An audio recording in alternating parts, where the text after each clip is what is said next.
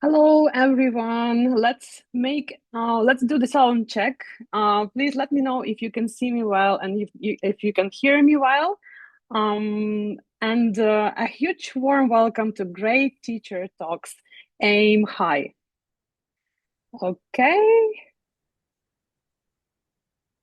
Yeah, thank you. Thank you very much for this sound check. So I'm Yulia Chorna, your host for today, and I'm beyond thrilled to see so many passionate educators, academic managers, and school leaders joining us online today. Whether you are tuning in with a cup of coffee in hand, that's okay, sitting in your staff room with colleagues, or taking notes from home, welcome to our annual ELT Power Up. So as we get ready to step into another exciting academic year, we ask ourselves a very simple question. What actually makes the difference between an average exam class, yes, and a truly exceptional one? The answer isn't just about finishing the textbook or doing endless practice papers. It's about setting our standards higher. It's about confidence, culture, smart technology, and engagement. And that's why our slogan for this conference is Aim High. Before we actually dive into today's practical sessions, I want to take a moment to celebrate some incredible news with you. So first of all, we are officially celebrating 1 year since the return of Cambridge English exams to Ukraine. Over this past year alone, nearly 2,000 candidates have taken their Cambridge exams at our center. And let's do a quick interactive check right now. Please write in the chat, were your students among those 2,000 candidates this year? Type yes or drop the name of your school in the chat. I would like to see how many of you have. Yes, okay, so there are so many of you here. Okay, thank you. Thank you very much. Okay, and our network is growing too. So today we are proud to have over 350 partner preparation centers across Ukraine who prepare their students and take Cambridge exams with grade. Thank you very much for your trust and outstanding dedication. We also have some fantastic updates regarding exam locations and formats. Don't forget that all exams are now taken in the digital format, making this experience smoother, faster, and much more convenient for your candidates. Even better news that Cambridge has expanded our list of exam cities. Beyond Ivano-Frankivsk, Uzhhorod, and Chernivtsi, we can now run exams in Zhytomyr, Lutsk, Rivne, and Lviv. And yes, the exam calendar for 2027 is ready. It's live on our website, so you can start planning your academic year and target exam sessions right away. Just scan the QR code. And one last piece of exciting news for all of us as professionals. Cambridge is planning to bring back the TKT exams to Ukraine very, very soon. We are working on that. It's also going to be the digital exam. It's going to be taken in the cities where we are allowed to deliver our sessions. And we are all keeping our fingers crossed for this long-awaited return. Are you planning to take TKT this year?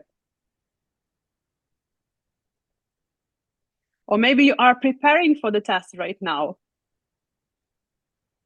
Yes. Okay, so looking for that. Okay. Okay, thank you. Thank you very much for your reactions. Thank you, teachers. Today, we are not going to overload you with dry theory, as usual, actually. And instead, we packed this afternoon with 6 dynamic inside field sessions from our top teacher trainers and experts.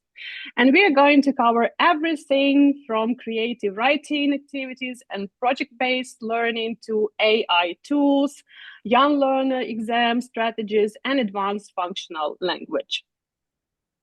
And before I hand over to our first speaker, I'll be taking the floor myself to talk about something very close to my heart, exam culture. Because I work with preparation centers and I'm responsible for making this network bigger and and I also invite your school to become our preparation center. And I would like to talk about how to turn exam preparation from a stressful necessity into the coolest tradition and proudest accomplishment in your school. All right, so let me change my slides for this presentation, and we will do that. All right.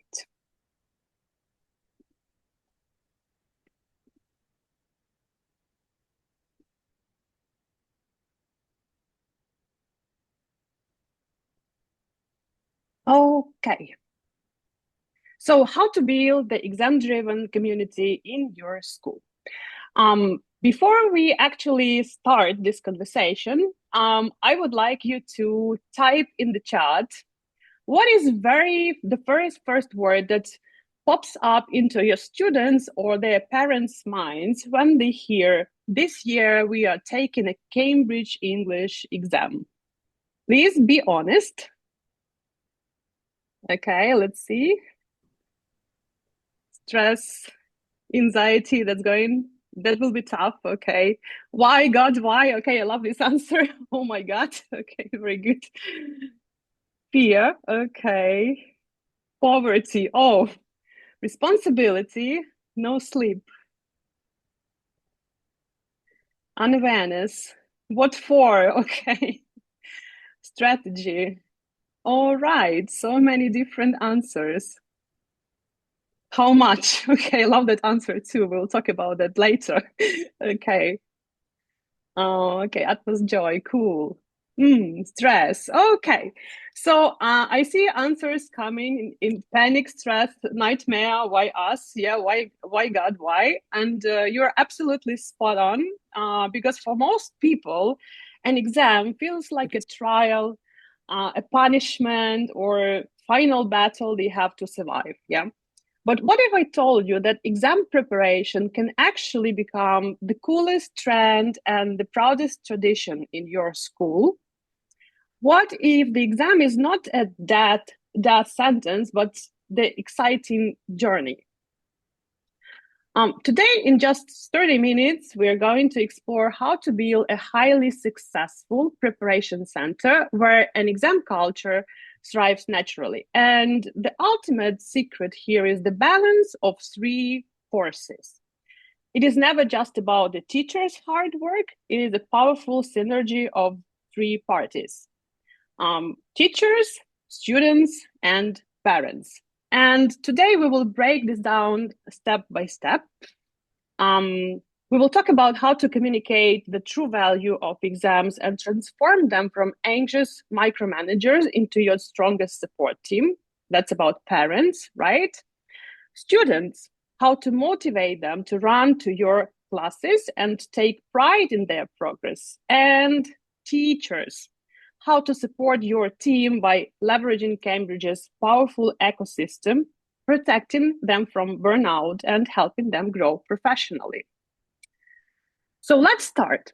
To build a bridge between our classrooms and our students' homes, we first need to understand that parents and children often speak completely different languages when it comes to success.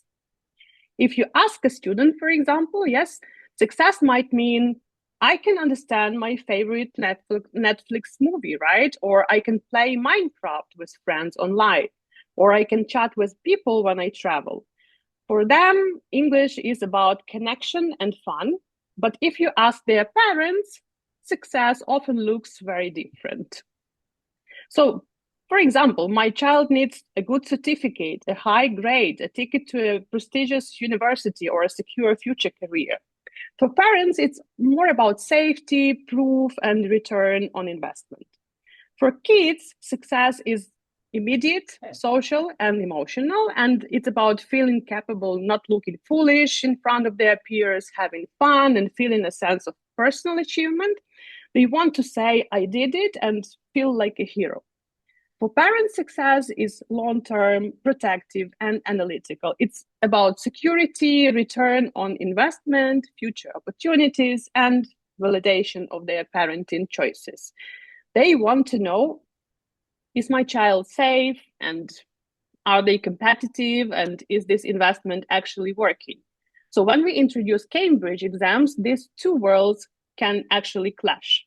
And parents translate exam into the future high-stakes pressure. Kids translate it into immediate stress and fear of failure. So our job as a preparation center, right? I mean, any school or teacher who prepares the students for the exam is actually to align these definitions of success, showing both sides that Cambridge English qualification is the ultimate win-win. So why are parents so anxious when they hear the word exam? Because they have real deep-seated fears, yes, and they worry, will my child fail and lose confidence? Is this just a waste of time and money? Is this just more stress on top of their already heavy school workload? So to overcome these fears, we need to completely rebuild their perspective. We must shift their focus from testing to learning. And we do this through these three powerful shifts. So first, we tackle the fear. What if my child fails and gets traumatized? The solution here is very simple, is to introduce parents to the concept of assessment for learning. We need to explain that the Cambridge exam is not a trap designed to catch what students don't know, but it is a celebration of what they do know. And we have to show them that Cambridge pathway is a spiral, not a cliff, actually, and children do not jump into the deep end. They take logical, manageable steps from pre-A1 starters to C1 advanced, and every milestone is perfectly matched to their cognitive and emotional development. So it's not a test, it's actually a journey of growth. The second common fear is, why are we paying for exam preparation instead of just learning normal conversational English? The solution is very simple. Translate the exam into real world value. So when you talk to parents, don't talk about use of English parts 1 to 4. Instead, show them a sample, for example, of the writing task, like writing the email to a friend, or a speaking task where students must make the collaborative decision. And explain to them, we are not training our child to tick boxes. We are training them to negotiate in English, write professional emails to future employers, understand global accents, and think critically. And the certificate is simply the global proof of these survival skills. And finally, the daily home struggle. How do I force my child to study at home without destroying our relationship? So the solution here is to redefine the role of the parent. We must tell them, you don't need to correct their grammar. You don't need to be their teacher. Your job is to be their champion. So you can give parents simple, stress-free home hacks. For example, just hold the stopwatch for 60 seconds while your child practices the speaking part, and give them a high five when the timer rings. And encourage them to ask specific supportive questions instead of, for example, demanding, did you study today? Teach them to ask, which topic felt most interesting or hardest this week? So parents don't need to be English experts to make difference. They just need to provide encouragement and perspective. Let's be honest, as school owners or teachers, right? You already have enough on your side, and you must feel overwhelming by trying to explain all these global standards, CEFR levels, and international benefits to anxious parents. So you don't have to do it alone, actually. One of the most common struggles for school owners and teachers is that parents don't always listen to us. You can tell them the same thing 5 or 10 times, but the moment an external expert says it, is suddenly becomes law, right? So this is where your partnership with Great Education Center as an official authorized exam center becomes your ultimate leverage. You don't have to struggle to explain the complex technicalities of Cambridge scales, all those CFR levels or international recognition alone. At your invitation, we can actually join you online and hold a meeting for your school and talk to your parents instead of you, right? So I'm sure there are partners here who have already had those meetings in May and June, and some of them in August. And we met your parents and explained them the value of Cambridge exams and the value of learning English. So when we step in, we actually represent Cambridge, and we present the global statistics, explain the long-term academic advantages. We answer the tough questions about registration, security, and international university admissions. And as a result, actually, this will elevate your prestige of the school, and it proves to parents that you are not just a local language school, but a trusted partner of a globally recognized institution. So we handle this technical validation, and you focus on delivering the high quality lessons. So if you become great partner, we will be happy to come to your school and talk about Cambridge exams with your parents too. Now, let's move to the second vertex of our triangle, our students. Let's be honest, no teenager wakes up in the morning thinking, wow, I can't wait to go to my English class and write a 45-minute timed essay. For most kids, traditional exam preparation feels like the endless marathon of papers, grammar drills, and red ink. It actually drains their energy and kills their natural curiosity. And if we want to build a thriving exam culture, we have to change the game, and we need to shift their experience from exhausting test drilling to an exciting personal challenge. And here is how we turn Cambridge preparation into the coolest trend in your school. So first of all, we need to speak their language, and their language is often gamification. Teenagers and kids, they are used to unlocking different levels, gaining different points, earning badges in video games. So why not bring this energy into the exam classroom? You can stop telling them they are doing mock exam, for example, right? And instead, you can frame it as a boss fight or a level up challenge. Some of the preparation centers, they use visual roadmaps. They hang a giant poster in their classrooms, and actually it resembles a board game map, and every stop is a specific exam milestone. You can also use different unlockable badges. When a student, for example, masters tracking keywords in reading, they don't just get a grade, they unlock the, for example, eagle eye badge. Or when they double their phrasal verbs list, they get this lexical master sticker.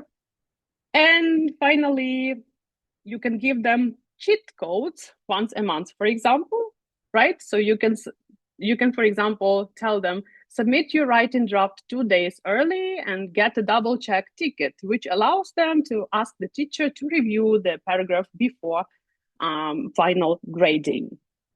I'm sure you have more ideas, and I'm sure a lot of teachers already use those that I mentioned, but you can also invent your own and motivate your students and gamify the process of preparing for Cambridge exams. But what about our youngest learners? How do we prepare kids who are only 6 to 11 years old for international assessments without giving them early childhood stage fright? So the secret weapon here is Cambridge Young Learners English. starters, movers, and flyers. These are not just mini exams. They are they are masterfully designed psychological tools. If you look at the task of these exams, actually, you will see that kids get to color, draw, find differences, and play matching games. And in Ukraine, for example, these tests are also introduced right now in digital format. And every exam session, which I deliver personally, I meet 6 to 7 years, 7, 8-year-old kids who actually come to take this test, and they really love that. And in the speaking test, for example, there are no cold examiners staring through glasses. Yes, instead, there is a friendly face-to-face conversation with colorful picture cards. But absolute best part of young learners' exams is that no one fails. And there are no pass-fail marks. Instead of grades, children receive Cambridge shields on their certificates, and they can get up to 5 shields for each skill. So even if a child has a tough day, they still go home with a beautiful official certificate showing shields, and they actually feel like champions. And now I know what you are thinking. This sounds great on paper, Julia, but how on earth do I explain to an 8-year-old that they need to take an exam? So do I actually use the word exam? So the answer is no, absolutely not. To make young learners exams work in your school, you and your teachers need to follow these 3 simple stress-free rules. So never use the words exams, test, pass, or fail with young learners. Instead, you can rebrand it and call it the Big English Quest, or the Secret Agent Mission, or the English Celebration Day. You are not testing them, you are giving them a chance to show off their English superpowers and collect their official Cambridge shields. Second, children are often terrified of strangers evaluating them. So prepare them by saying, a very friendly guest from Great Britain or from Great Education Center is coming to visit us.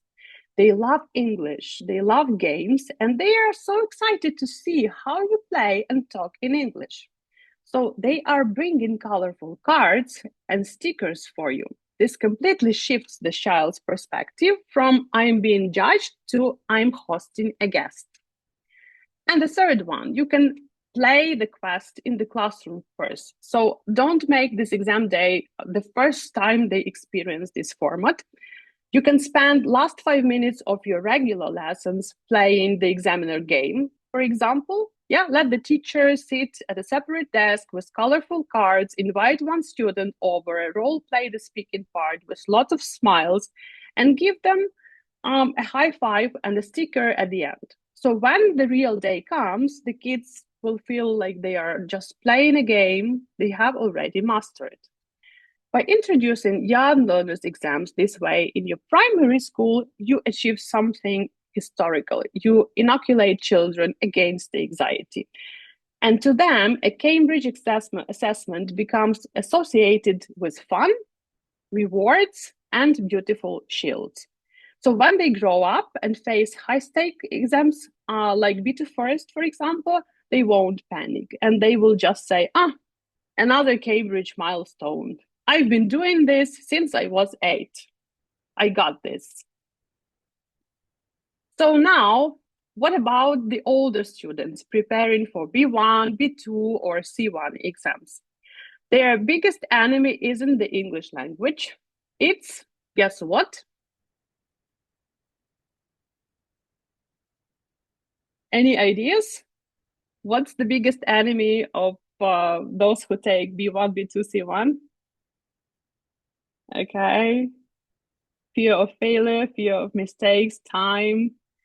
Okay, I want to see something. Anxiety. Okay, procrastination. Okay, thank you. So actually, I see those candidates almost every week, and I can say that all of you are absolutely right. But my version is that actually it's the exam day panic. the fear of unknown, the strict timing, the formal atmosphere, right? So to kill this fear, we must give them a safe sandbox actually to practice in before the actual boss fight, and we need to make it as real as possible. So here is where a great education center steps in to support you again. And as your official exam center partner, we can come directly to your school to host and conduct mock exams. First of all, it's about the real atmosphere. We bring our professional invigilators. We set up exact exam conditions. We hand out the papers, and we strictly keep the official time limits.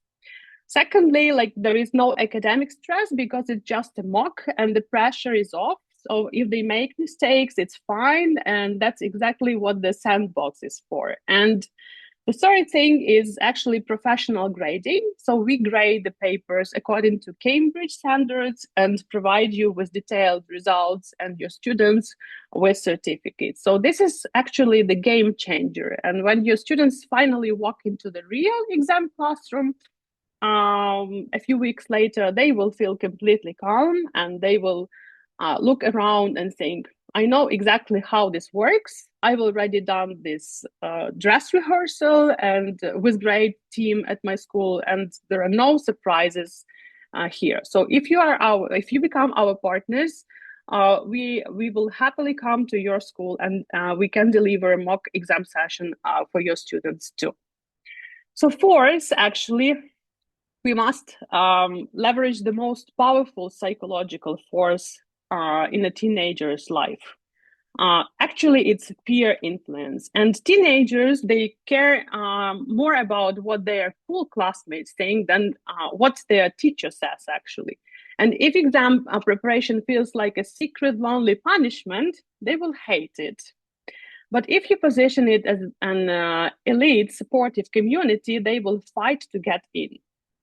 So, for example, you can use the exam buddy system. You can pair your students up.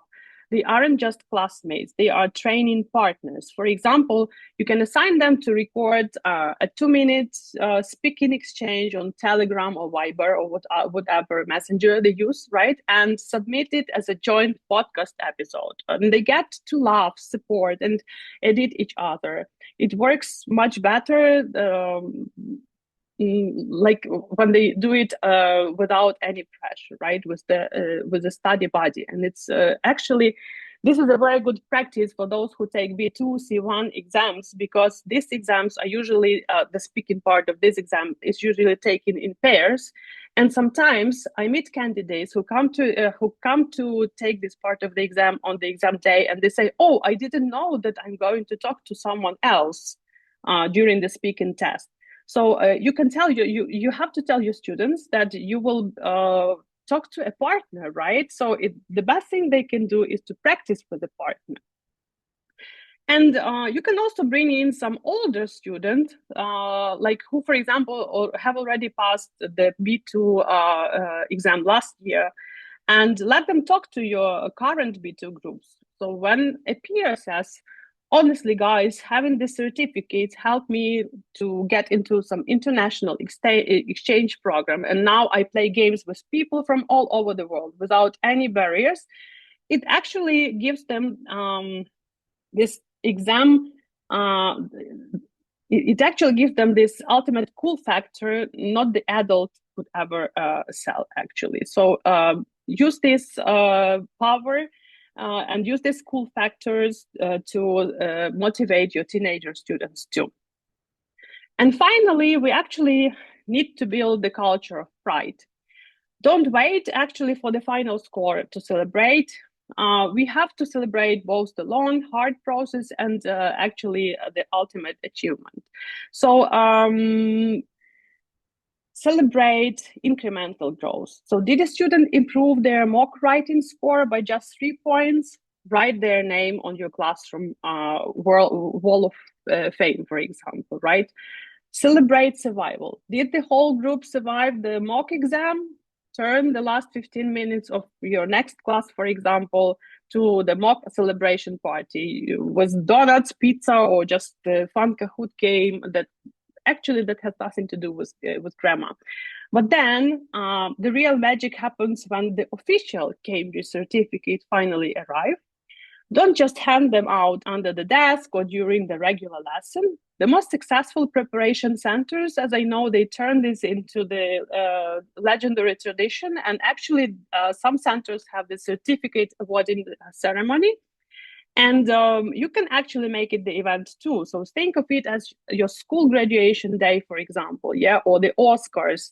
Invite the parents, remember their definition of success, right? This is their proudest moment, and create a photo zone, for example, with a branded backdrop. If you can also get academic caps for the students to toss in the air.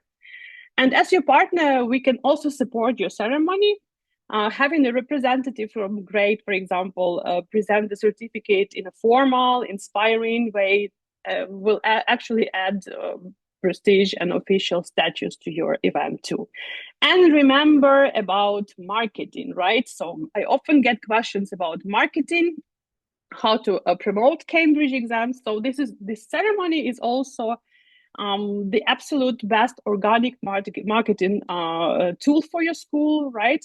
When parents and teenagers post photos of themselves holding official Cambridge certificate, tagging your school with huge smiles, their friends and followers see it actually proves to the local community that, or your target audience, that your school delivers real, globally recognized results.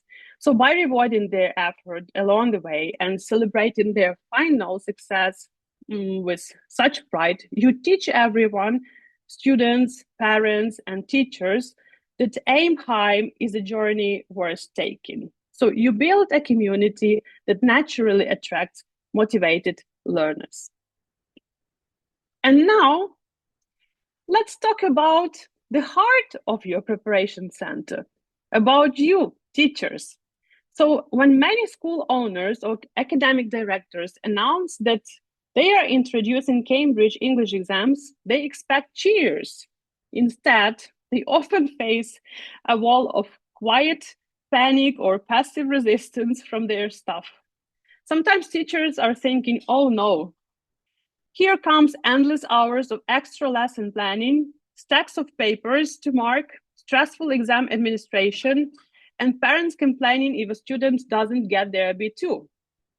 So they see, the teachers often see exams as a straight road to burnout, right? So here is the ultimate secret, and it's something we need to communicate to our teams on day one. So Cambridge doesn't want teachers to work harder. Cambridge wants teachers to work smarter.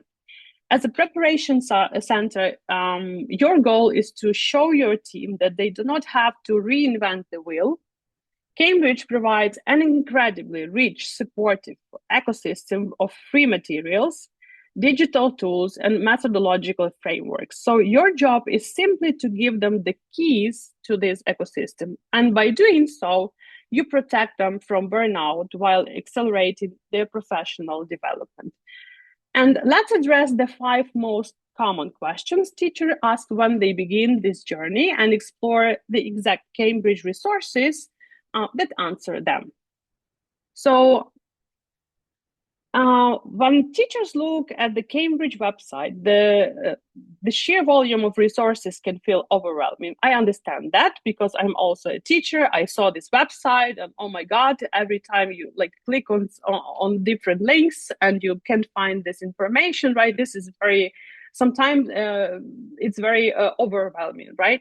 So they ask the question, where do I start? And the answer is very simple, because you have to focus on the absolute fundamentals. Handbooks for teachers. Download the handbooks for your specific exam level, right?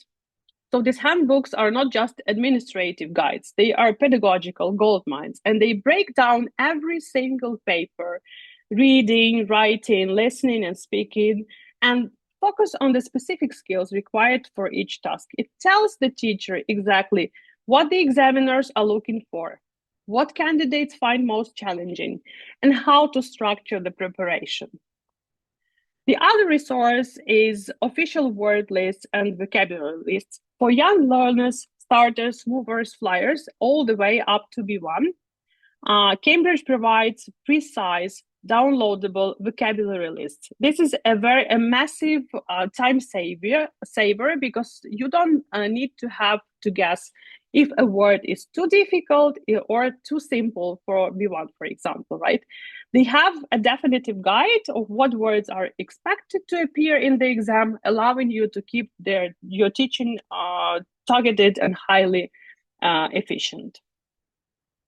So the next question is actually, what can we use to help learners maximize vocabulary practice? So vocabulary is, as we know, is the building block of exam success, but memorizing lists is actually boring and very difficult. Okay, so teachers often ask, like, how do I make vocabulary practice dynamic without spending hours creating games? Cambridge has already built the materials.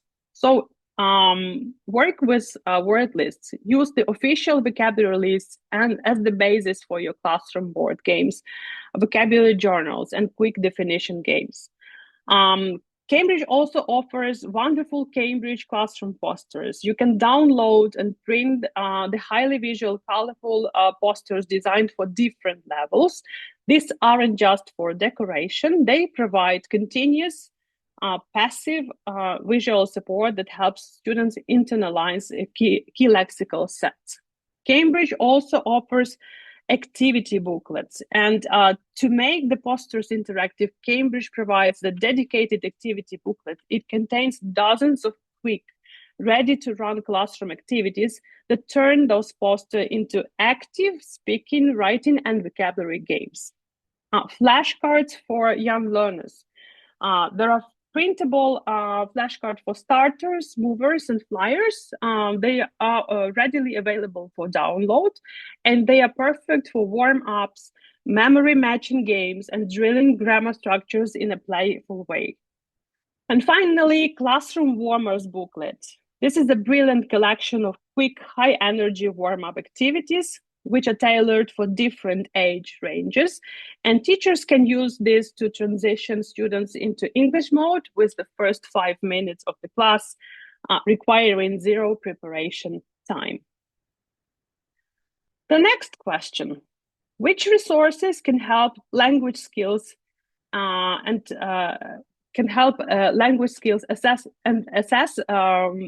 learners' performance?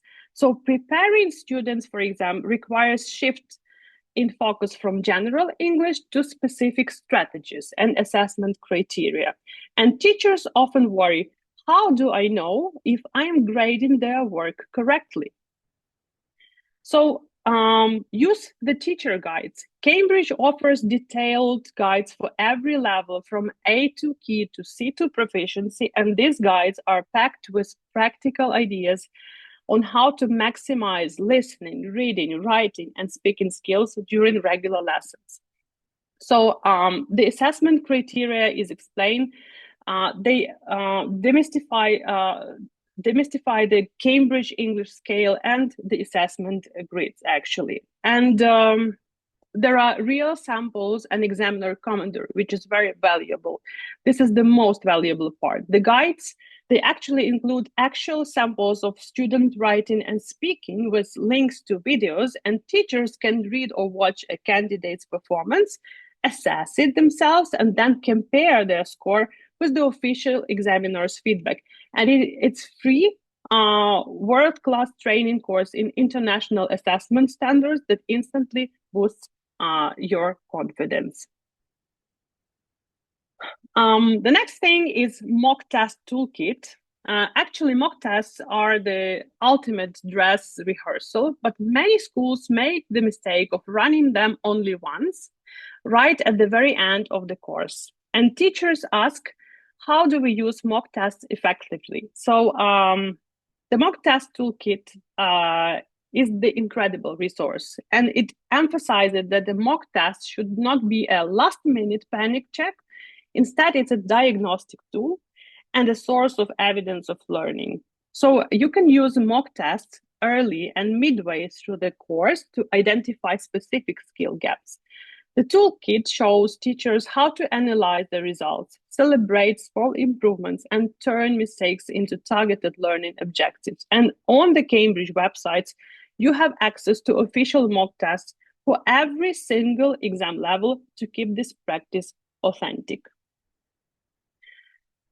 The next question, how do we prove to parents actually that there is a progress, and how do we give actionable feedback that truly helps learners to succeed, right? We combine practical testing with cutting-edge methodology. So there is a great resource called the Integrated Learning Assessment Hub. This is a game-changing hub from Cambridge.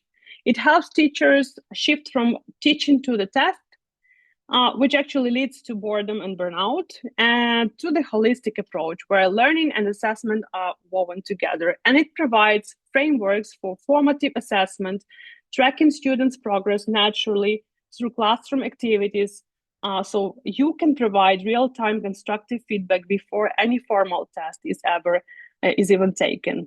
And the other resource is the artificial or the AI ideas pack. This is a forward-thinking resource that guides teachers on how to safely integrate AI tools into your exam preparation.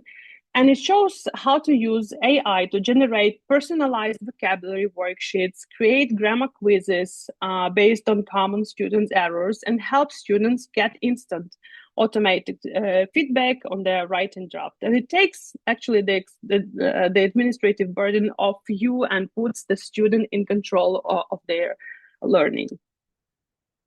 So now let's be completely honest.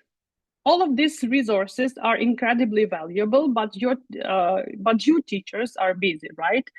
You don't have the time to spend hours clicking through different websites, downloading 50 different PDFs and organizing them into folders. So this is why we have done this heavy lifting for you. And as your official partner, Exam Center, we have created the great digital welcome pack for all preparation centers, our partners. And we have curated, organized, and packed these absolute best, most essential Cambridge resources, including the handbooks, word lists, visual posters, warmers, and all of that I have already mentioned in my presentation, into one single beautifully structured PDF. So the moment you partner with GRADE, we deliver this pack directly to your school. You can share it with your teaching team instantly, and it saves your teachers dozens of hours of search time, eliminates preparation anxiety, and gives your school the ultimate professional head start. So, colleagues, as I wrap up my today's talk, I want to leave you with one key thought. Building a thriving exam culture in your school is not about putting extra pressure on anyone. It's not about keeping students up late with worksheets. It's not about burdening your teachers with admin, and it's certainly not about micromanaging anxious parents. It's about synergy. It's about taking these three separate forces and aligning them into a single, unstoppable success engine. For parents, we shift their mindset from fear to partnership. We show them that real-world value of these exams, and we take the pressure off your shoulders by hosting professional parent meetings for you. For students, we turn stress into success. We gamify their journey, introduce playful quests for our youngest learners, provide a safe sandbox with real field mock exams, and celebrate their hard work with a red carpet certificate ceremony they will never forget. And for teachers, we protect their time and mental health. We give them the keys to Cambridge's ready-made ecosystem, from lesson plans to AI tools, accelerating their professional growth while cutting their prep time in half.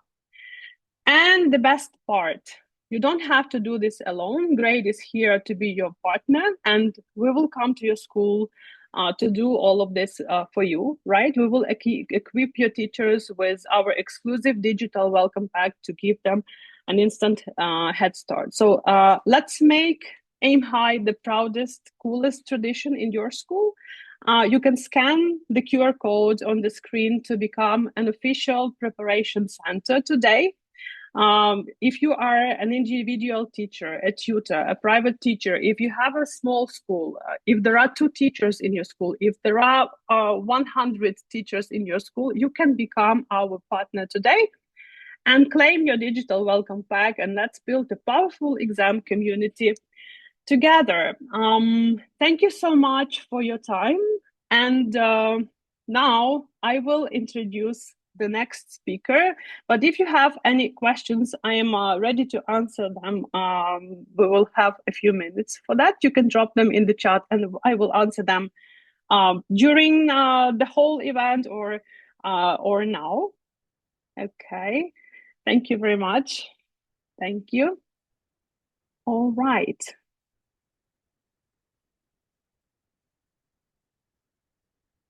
How to become a partner? Just scan the QR code I shared with you, actually, apply. Or you can drop me a message, actually, leave your contacts and I will contact you because I'm dealing with all partners today. Thank you very much. So now let's keep this high energy moving right into our next session. So let's be completely honest for a second. So when we tell our B2 first or C1 advanced students that today's lesson is dedicated to writing, we don't always get loud cheers, do we? And it often feels repetitive or even a bit dry. So our next speaker is here to completely change that perspective. Please welcome Anastasia Dumina. Nastya, are you here? Yes. Hello, everyone. It's a pleasure to see you all here right now. Hi. So Anastasia is going to break down writing into clear, manageable steps and share ready-to-use classroom activities that will get your students genuinely excited about writing. Anastasia, the stage is yours. Thank you. All right, so writing. First of all, tell me, do you see my slides? Put a plus in the chat, please, as everything is visible. All right, thank you. So, I asked my students, what do you think of writing tasks? Do you find them enjoyable? Why or why not? And these are some of the responses that I got. So student A wrote, I sometimes struggle with sentence structure because the grammar rules and word order are so different from Ukrainian. Another student wrote me, I know what I want to write, but it might be really difficult to present my thoughts in a clear, logical, and structured way. Or there is one more response.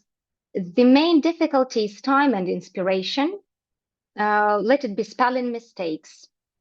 And there are some also oral comments that I got, like, I don't know how to start, what to write about. If there is any satisfaction, it comes only at the end when everything is ready. Or writing takes a lot of time and also requires a lot of effort. Please put a plus in the chat if your students have ever given you similar comments about the writing tasks.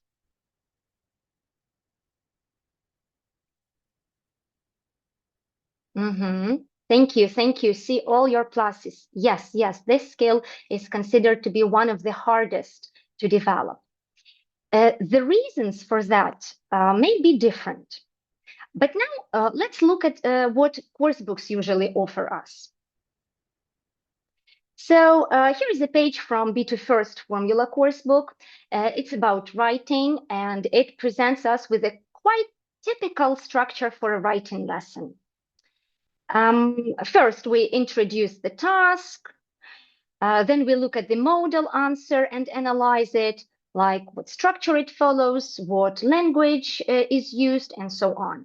And then finally, students write a similar task themselves. Here are some pages from another course book, Advanced Expert. And here's a slightly different approach to writing because there is no modal text. You get the task, and then the book guides students step by step to the final product. So what structure they need to use, what language they can use, and eventually the students need to produce their own piece of writing. However, when we are preparing students for exams, there are a lot of different types of writing tasks, and we need to practice each of them more than once, right? So after encountering the same type of writing lesson several times, the students can simply get bored with such a routine. Or they might not yet be ready to tackle the task independently. Or maybe they need to develop some sub-skills before they can actually produce a good piece of writing. That's why today I'd like us to look at some activities, some alternative activities that we can use in our writing lessons. And these activities will hopefully help your students to develop their skills, the skills that they need to produce strong, high-level essays or other types of writing, both in exams and beyond the exam context. But first of all, let's define what the writing process actually consists of. Can you please name any of the stages that the writing process includes? Just pop your ideas in the chat, please. Any stages of the writing process that you know or that you can think of?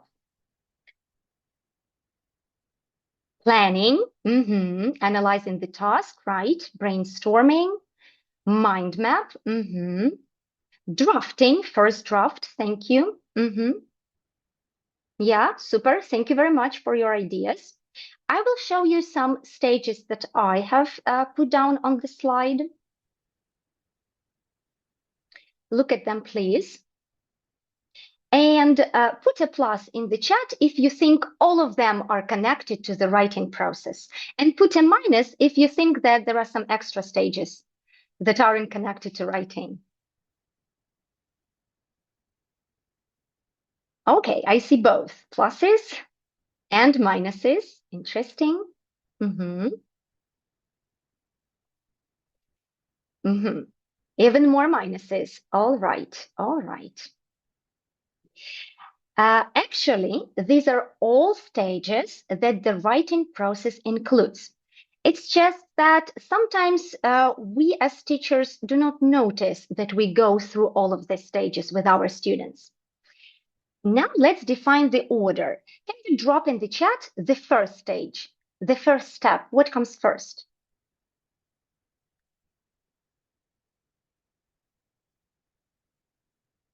Focusing, structuring comes first, you think? All right. Generating ideas. Evaluating will be when we have the ready-made piece of writing that we can evaluate. So yes, generating ideas would be our first step. When we have a lot of ideas, we need to choose the main ones to focus on in our piece of writing because obviously we cannot write about everything, yeah? After focusing, we usually come to structuring, how to put our ideas into clear, logical paragraphs, yes, and create a logical flow of the text. Then we have our first draft.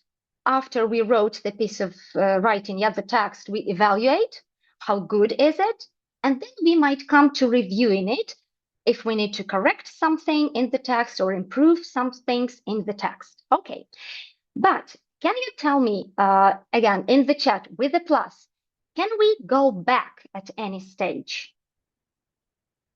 So imagine I wrote my first draft, but now I see that I lack some good ideas. Can I go back to generating ideas? Or I see that the structure is not ideal. Can I go back to the previous stage and improve the structure?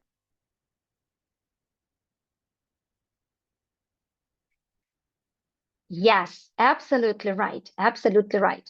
Or when we come to the reviewing stage, we wrote the first draft, we see that it's not that perfect that we want it to be. So we can go back to generating ideas. We can add some more good ideas to our writing, or we can work on focusing. We can define another thesis or main idea that we would like to focus on, or we can improve the structure. So this writing process is not a linear process. It's not a linear task that the students must do ideally from the first try. And now, tell me, please, do all of these stages have to happen in class? Or can we have some stages given as homework? Just a simple plus would be okay. Pluses, yes, for sure, you're absolutely right. Some stages can be done in class. For example, we can brainstorm ideas together. The whole group will brainstorm and collect the ideas. Then we can focus on developing a thesis or organizing the text together, but the actual writing can be done at home as homework. Agreed, agreed. Another question. Do we need to include all the stages in one lesson, or can we deal with them separately? Plus or minus? Separately, minus, minus. We can do both. We can organize a lesson where we take one task and we guide our students through all of the writing stages. We can deal with them separately. Today, I want to develop the sub-skill of structuring with my students. So I gather the activities that develop this sub-skill. And in this lesson, we will work only on structuring, for example, or only on evaluating. So whatever approach is suitable or needed for your lesson aim or for your students right now. Good, good. So that's why today our goals are to look at some activities that we can use with your students, that you can use with your students to make the writing process more varied, more enjoyable, and hopefully easier for them. At this session, as it is only 45 minutes long, we are going to look closely at some stages, not all of them, of course. But at the end, I will share a bank of activities with you, which will include the activities that we are going to look at today, plus some additional activities to cover all the stages of the writing process. All right? So no worries about that. Good. Let's now jump straight into some activities for these stages. And activity number 1 is as follows. Look at the task, please.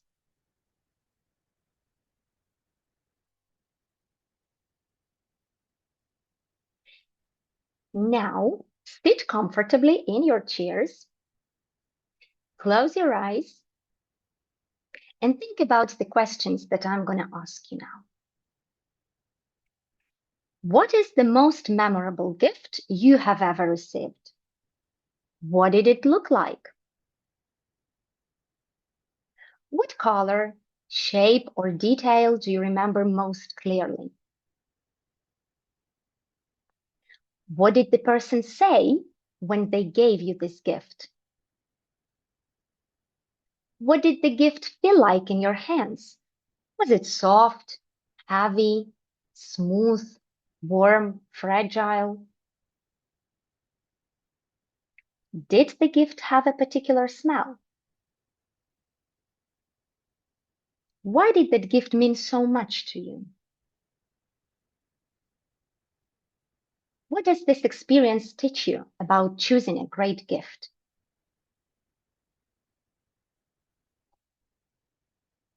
All right, thank you. Now you may open your eyes. And can you please send in a chat one detail that you just thought of? Just one detail, one answer to one question would be enough.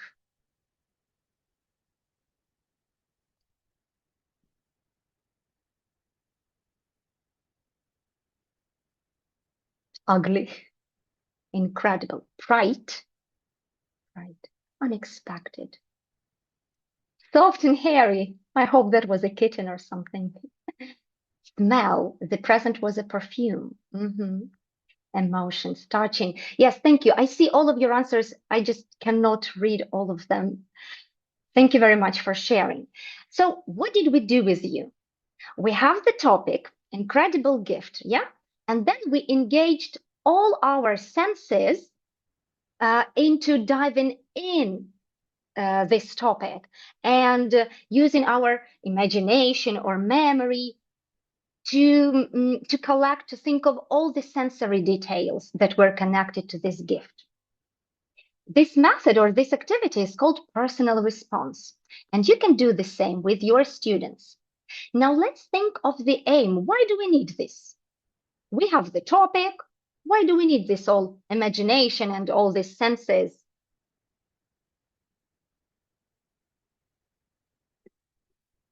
Will there be any ideas in the chat? Ideas generating to make personal connection, of course.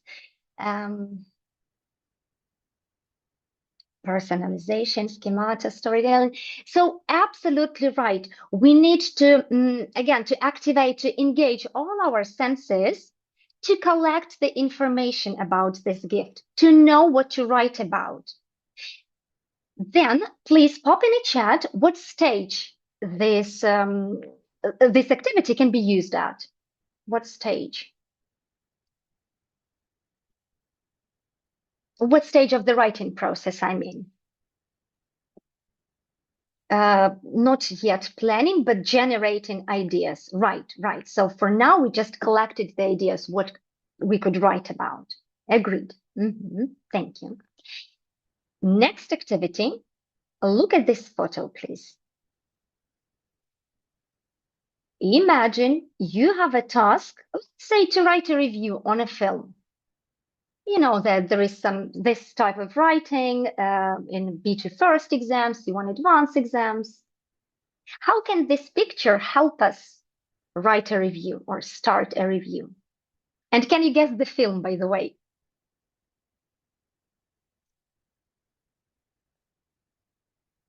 Maybe you are much younger than I am. Yes, Jurassic Park, Jurassic World. Absolutely right. Thank you. Right. So, and this is how we can use this picture to help our students come up with the ideas. And this is the beginning that one of the students wrote. And it's absolutely perfect, I think. Imagine a man sitting next to the enormous body of a real dinosaur, its huge horns towering above him. This may sound like a scene from a documentary, but it is actually a behind-the-scenes photograph from the making of Jurassic Park. Released in 1993, Steven Spielberg's groundbreaking film brought dinosaurs back to life in a way audiences had never seen before. But does this iconic blockbuster still have the power to impress modern viewers?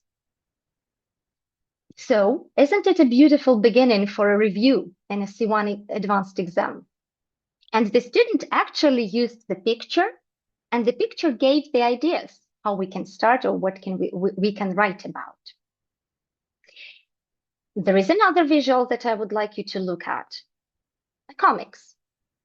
Imagine we have a task, write a story in a B2 First for Schools exam preparation course. How can this visual help our students to write this story? It actually shows the plot, what you need to write about. It gives you, let's say, a skeleton for the story. You just need to use the words to tell the whole story, and that's it. But you don't need to come up with the plot on your own, right? And the last picture, which is my favorite. I usually try to challenge my students with something interesting, to sparkle their imagination. So the task here is to write a story based on the pictures.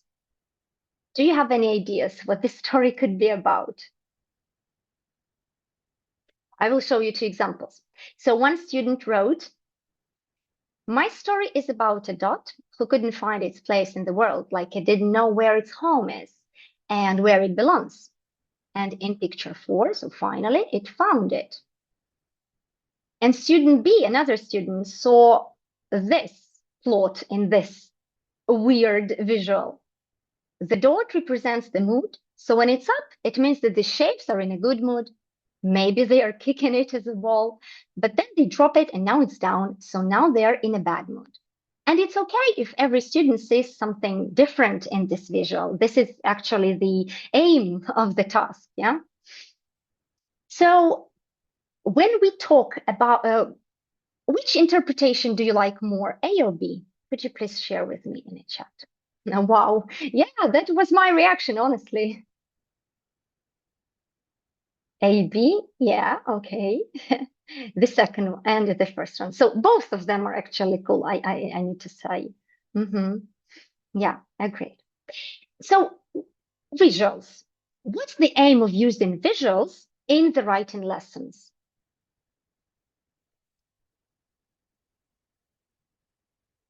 What did we do with these visuals? How did we help our students with the visuals in the writing lessons? To spark creativity, to provoke thinking for what? To generate ideas. You're absolutely right.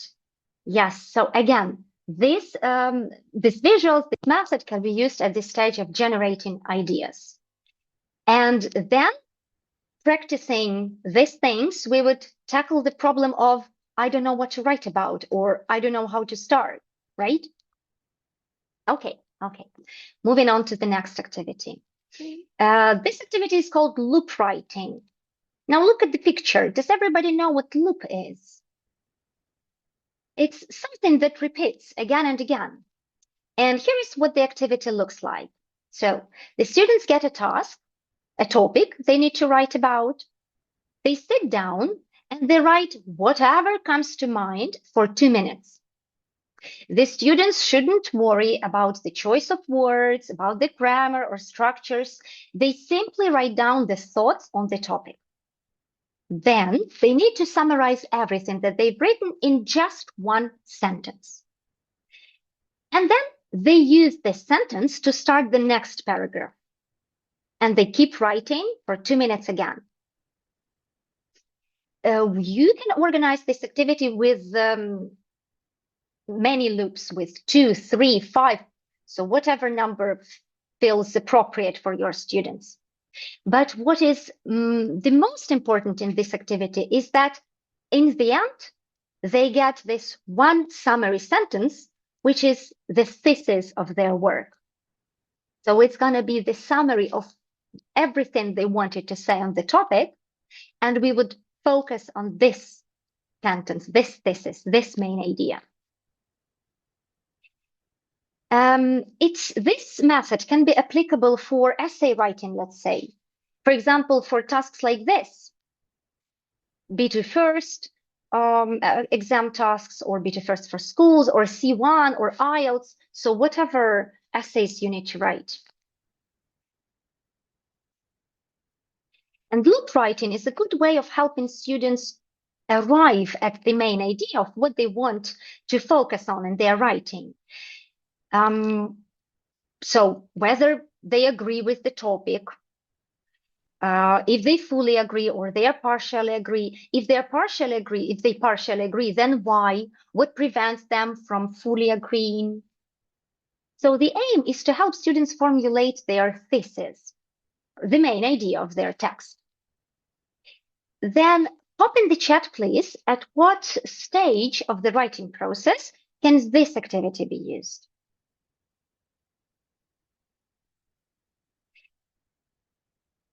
Drafting, partially, yes. Then we can take these streams of writing and use them in our drafts. But the main idea of this focus, that's right, thank you, focusing. The main idea, the main aim of this activity is to come to the thesis, right? One thought, one idea that you are going to develop in your writing. So that's why focusing, exactly. Good. The next activity works like this. Look at the topic. A mysterious animal appeared in the school playground. And then I've got 5 rows, 5 people. A teacher, a student, a janitor, person who cleans, principal, the head teacher, and let's say a journalist from a local TV channel. I will ask you now to read the first paragraph and then give me a letter in the chat of who do you think wrote this paragraph. Let's take 30 seconds for that.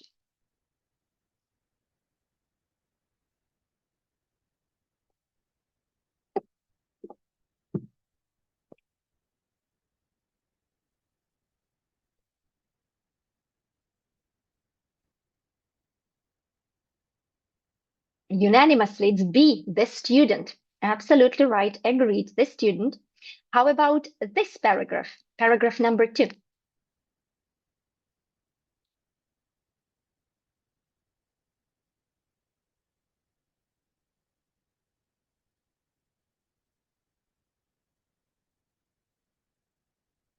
Mostly A and sometimes D.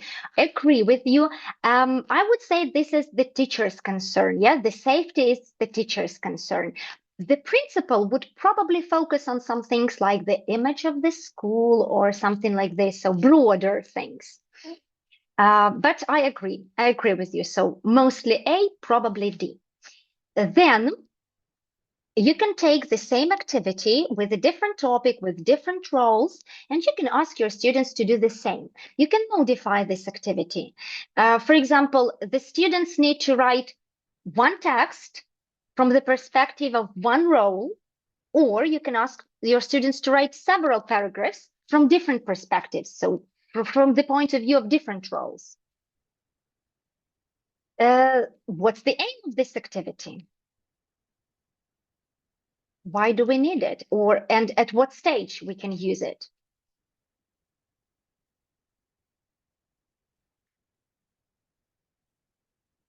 Silence, no ideas? All right, then let me help you a bit. So to look at the same situation from different perspectives and learn on different things, different aspects. So the student, the role of the student, the paragraph of the student focused more on, wow, it was cool, it was interesting, yes? The teacher's paragraph focused on, oh my God, that was stressful because I was worried about the students. The local TV channel journalist would focus on what? That is great news. Everybody needs to know about that. The janitor would focus on what? Oh my God, this was such a messy creature and it left some, I don't know, piles of something on the playground. So that's why key audience. I agree with you. We need to think about the target reader. Yes, we need to think about the target reader. So who is going to read our text? And when we think about the target reader, we understand what we need to focus on. So this activity is very good for focusing, for teaching our students to focus on one idea in our writing. Exactly. Good, good. Then moving on, ready for the next activity. Look at the task, please.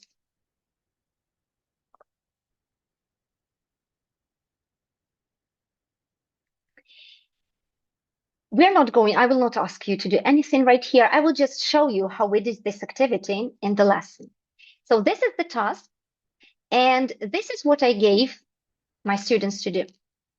They got a set of sentences that could be used as the basis for the text on this topic.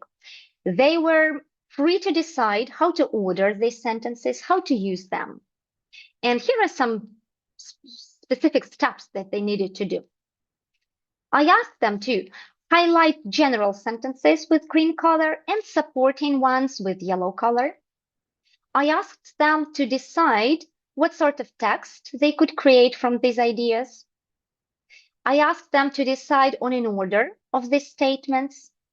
And then, if there was enough time for their group work, they could add extra information or some examples to clarify this information. They worked in groups and they worked in Canva on an interactive board. So they could highlight whatever they wanted and they could drag the sentences and put them in the order that they saw fit. And this is the result of the work of two groups. And as you can see, both of the groups defined the general sentences and highlighted them with green color. Quite good, yeah, quite well. Then they found the supporting sentences, which was also right, but they ordered them. They had the different order, which is also fine. And when given feedback to this activity, when discussing it, when the group work is ended, we can focus, we can help our students to see the structure. What comes first, the general idea or some detail? Of course, the general idea, right? Then we support it with the sentences, with some sentences. So that's how we can teach them the paragraph structure. General topic sentence comes first, then it should be supported, should be explained with some other idea, with some more detailed ideas. You can, again, modify this exercise because you can add also examples and ask your students to highlight examples with pin color. Then you can add some summarizing sentences for each paragraph. Or you can give them paragraphs and you can ask them to order the paragraphs. So what do we teach with this activity? Structuring, absolutely right. So how to structure the paragraph or how to structure the whole text.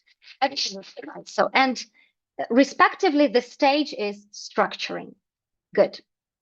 And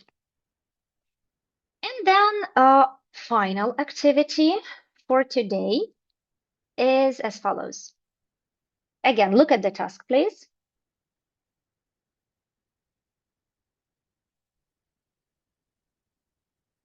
And this is the student's text.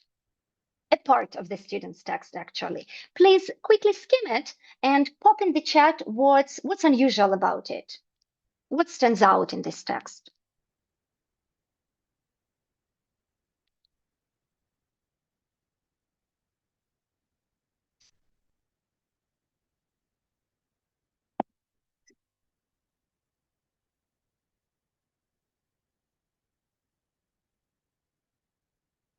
First ideas are coming. Capital letters.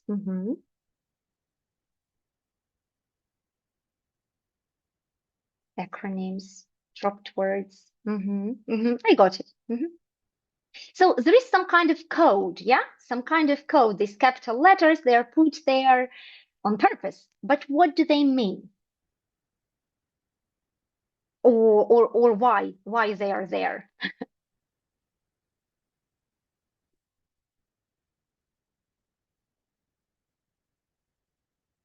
Mistakes, right. So this code actually means something. For example, look, R stands for reply to content. CM, correct mistakes. IM, indicate mistake, but do not correct it yet. WUO, comment on words that are underlined. Good. Now, please text me. Who do you think wrote? Who do you think put this code in the text? Was it the teacher? Was it me? Or was it the student?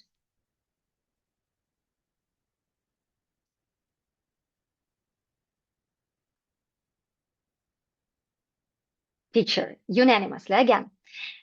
Okay. The teacher can use the code for sure. But look again at this, at what this code stands for. Please reply to content. Who wants me to reply to content?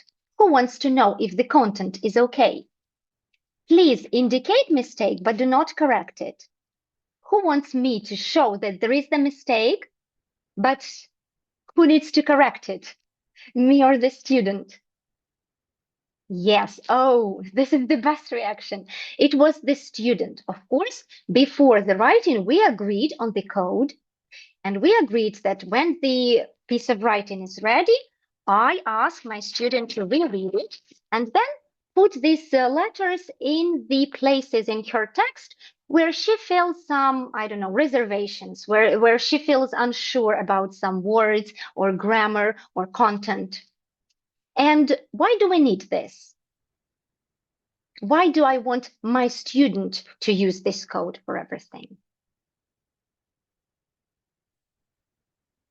Because I want Okay, in the exam, after they produce the piece of writing, will they have the teacher to indicate the mistakes or correct the mistakes or tell them that the content is not okay?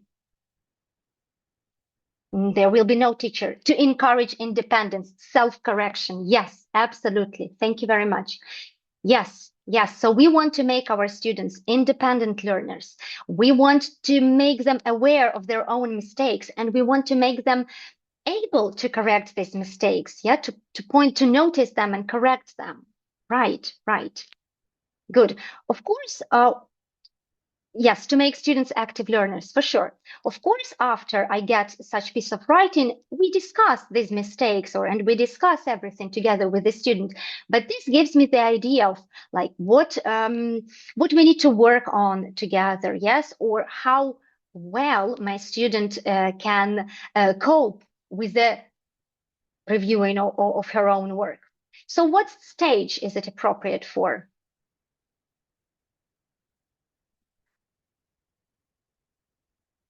Stage of writing. You dropped me correct answers in the chat, like before. Reviewing, self-evaluation and reviewing. Yes, so evaluating the text, the piece of writing. Absolutely right.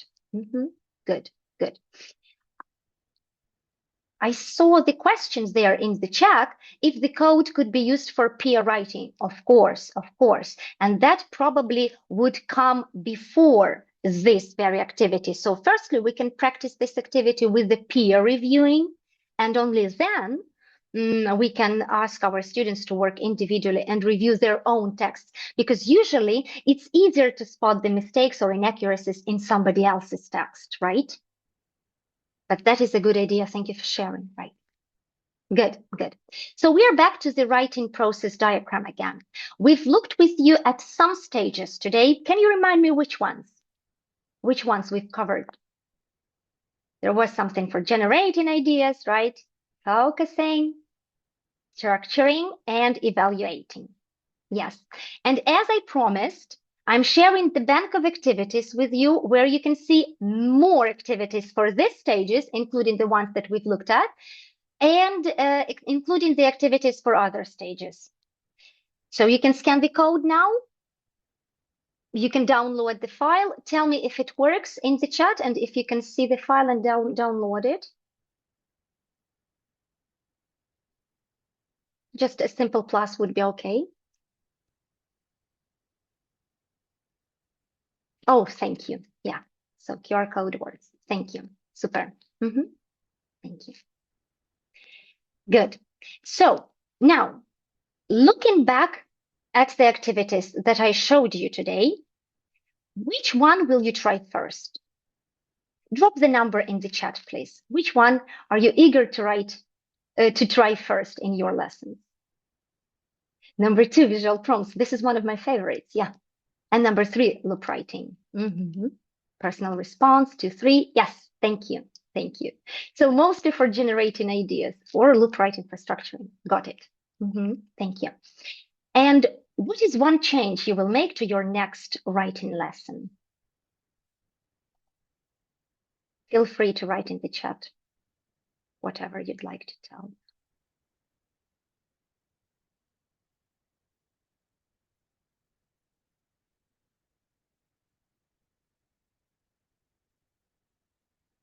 Add more visuals. Yes, the books, especially exam preparation courses, they do not use paper written lessons most of the times. Impose independence. That's a good step, right? Like encourage students be more independent. Peer revision and adding visual. Yeah. Thank you. Good, good. Thank you for sharing. So what I want you to take with you from this session. So first of all, there is some recommended literature that you can use to get more ideas or to study this topic further. But what I want you to take from this session is this. Students engage with writing when we make the process the process, not only the final product, visible and manageable. So as teachers, we need to give our students something meaningful to say, to break writing into manageable decisions, and to give students a role in reviewing and evaluating their work. So choose one activity from the bank of activities and use it in your next writing lesson. Thank you all very much for attention and for your answers in the chat and for being such an active audience today. Thank you. Thank you. If you have any questions. Yeah, sorry. Thank you, Anastasia. Yeah, I just wanted to announce this. If you have any questions about Anastasia's sessions, let's have a few minutes to answer them. We are looking forward to your questions in the chat box. Thank you for the brilliant ideas. I really enjoyed. Thank you. Okay, we are waiting for some questions. A lot of thanks coming in the chat. Okay, we have the first, yeah. Can these activities be used for B1? I will read for you. Yeah, okay. Can these activities be used for B1? Okay, let's answer this one. Of course, they can. They can. You can always adjust content and the activity itself for the level of your students. And in B1, I'm not quite aware of the B1 exam because I do not work with it, honestly. But there is writing as well. So we need to develop writing skills at every stage, yes, at every level. So why not? Of course, you just need to adapt the content.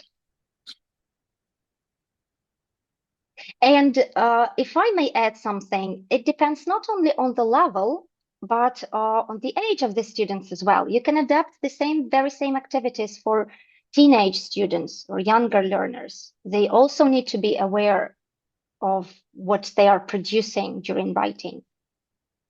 Mm-hmm. Okay, someone is asking to show the slide with the books again. And while we are showing the slide with the books, could you please do that for us? Yes, sure.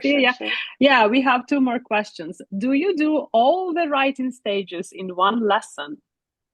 I've tried, yes, for sure. If we have enough time, usually it would be quite an active and long lesson. But again, it depends on the group, because sometimes I see that most of the students, they have troubles with like, I don't know what to write about. Then we focus on generating ideas. So we can firstly focus on some sub-skills, and only then I can organize the lesson with all of the stages. But if I see that my students are prepared for the whole process writing lesson, then why not? Yes. Mm-hmm. Thank you. Two more questions. Okay, I'm reading the next one. How important is it to introduce the exam writing criteria to the students? It is very important, but remember that the criteria, the way they are introduced for us, the teachers, they do not fit the students. We need to present them in quite a different, more simplified way. So they can, of course, they need to know the criteria like content, communicative achievement, right? Language, or organization. They need to know what the examiners want to see in their pieces of writing. But we as teachers need to simplify these ideas. So content, what this criteria means for the students. Have you covered all of the parts in the task, yes? Or organization, what does it mean for them? Have you divided your text into paragraphs? Are the paragraphs connected? And so on and so forth. And I saw somewhere in Cambridge site that there is a checklist, like it is already made for the students, a checklist where every criterion is turned into a set of questions. Like I have, or maybe not question statements, but okay, like I have divided my text into paragraphs. Okay, then the organization, one part of this criterion is met, or I have covered all of the points in the task. So this is a very good thing. I do not have it now to share with you, but I think that it can be easily found on the Cambridge sites. Is there anything else, Julia? Yeah, and one more question. As we prepare students for Cambridge digital exams, and as an exam supervisor, I can add that sometimes students, the candidates I meet at the exam, they are not ready for because they are usually prepared by teachers using the materials for paper-based exams, and they have a real problem with typing during the exam because they have to type on the keyboard, right? And we have a question from Tanya Kravets. How important is it to introduce the exam writing criteria to this? Oh, sorry. How do you avoid AI cheating during writing as homework? Okay. All right. Well, first of all, in our company in Greece, we have this personal cabinets where students submit, do their writing task, and where they submit it, and they are not allowed to copy anything there. They can only type there, and then I can see the process of how the text appears in the personal cabinet. And then we have a lot of AI checker tools, like what's the percentage, these tools that show the percentage if the text was AI generated. But I think the most reliable thing here is my intuition. If I work with the students for quite a long time, for several months, I know their capabilities. I know what text they can produce, and I can easily spot if they used some additional help here. So I think this is the most reliable one. You know your students best, and you can see when they cheated. Yeah, sure. If by the way, teachers, you have other tips on how to not allow students cheat, right, and not use AI, you can share them in the comments. Thank you very much, Anastasia, for this wonderful session. Yeah, we are for the brilliant ideas again. And actually, now, picture this. Your students have done page after page of course book exercises, practice tests, and exam tasks. Motivation is starting to dip, but the exam date is still approaching. How do we keep the momentum going without losing focus on the score? The answer lies beyond the course book. And I am delighted to introduce our next speaker, Victoria Parvanyuk. Victoria, are you here? Yes, hi, hello, can you hear me? Hello, Tori, hi. So her session is titled Beyond the Course Book, Meaningful Projects for Cambridge Exam Classes. So Victoria will show us how project-based tasks can seamlessly integrate speaking, writing, reading, and use of English while bringing real-life value into the exam classroom. Welcome, Victoria. It's your time to shine. Hi, thank you. Thank you for the introduction. Hello, everyone. It's great to see so many faces. Can you hear me well? Please drop a plus in the chat if you can hear me well. Okay, I can see pluses. Great. Perfect. I see some reactions. All right. So I will start with a screen share in a second to show you my pretty picture of the first slide. Let's see if it works. All right. Can you see my screen? Oh, now I cannot see the chat. Okay, yes, great, great. So here I am. My name is Victoria, but my students and my colleagues call me Tori. I am with grade for, well, almost 10 years now. And during all this time, I've been teaching various groups of teenagers, adults, exam preparation, speaking grammar clubs, and whatever you can imagine, I was there. So I thought that today I could share a little bit of my experience, something that I actually tried in the classroom and how it turned out for my students and for me, how it worked. And hopefully you could also find something there and take away some useful activities and tips from me. Now, I would like to start with a couple of questions, like what is project work and why do we need it? I will give you like a minute to think about it and maybe type your answers in the chat if you want to share, if you feel like sharing.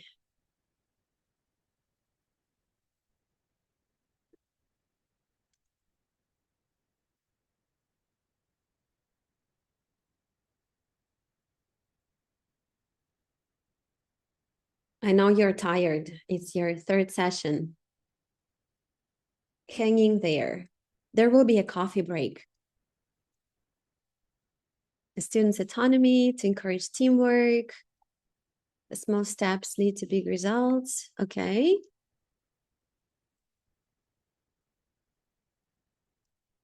Creativity, exactly. Collaborative work. Type of group work, yes.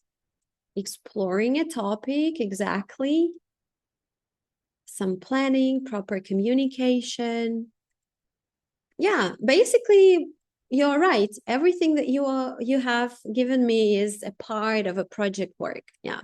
Boost speaking skills, focus on interests. Yeah. So here is what I thought to give you as a definition of project work. Yeah. So this is a method where students learn the language by using it as a tool to solve real world problem. Like you said, investigate something, investigate a topic, create some product, tangible product, something that we can see or, well, touch. Yeah. So why do we need it? There are a couple of reasons. I will give you a moment to look through them and then just highlight the things that were relevant for my classes. Take a look.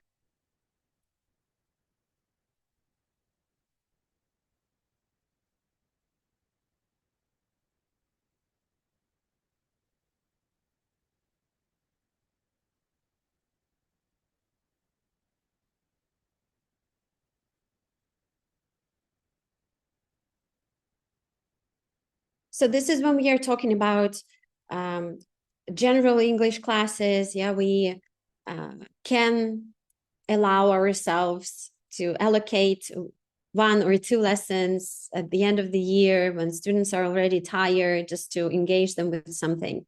Yeah, but how about exams?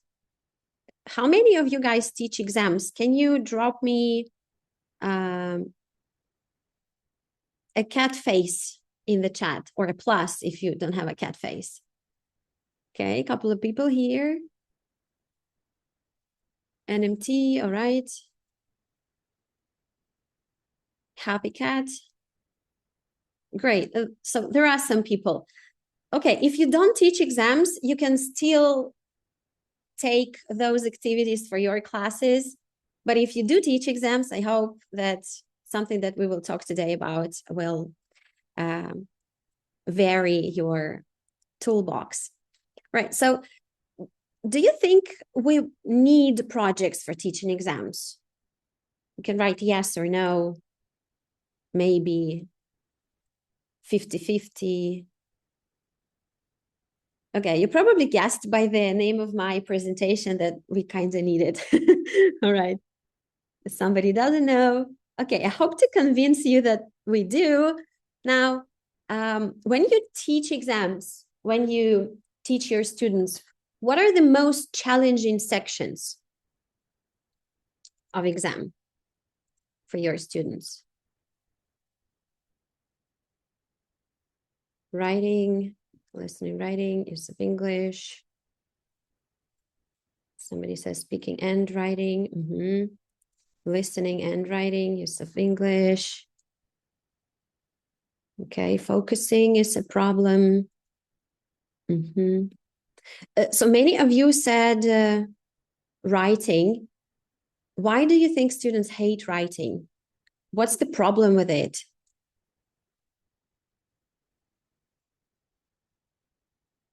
To generate ideas, yeah. It drains energy, I agree. Exactly, they don't know what to write. Structure is a problem, they lack skills. Logics, like to write a coherent text. Lack of practice, regular practice, lots of focus. Right, great answers. Thank you. Here are some of the ideas that I had, and you basically named most of them. The one that I had very often with my students is that they were afraid to get a bad mark, so they skipped to cheating, using AI to create their writing, especially in tests, not only for homework.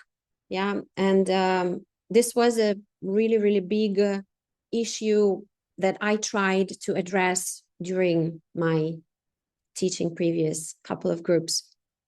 So let's dive into the actual examples of activities. First of all, do you know the name of the course book called Focus? Focus. Yes? Okay, thanks God, I took the right course book. Do you recognize this page? Yeah, so this is taken from Focus 2 course book for B1 level students, pre-intermediate.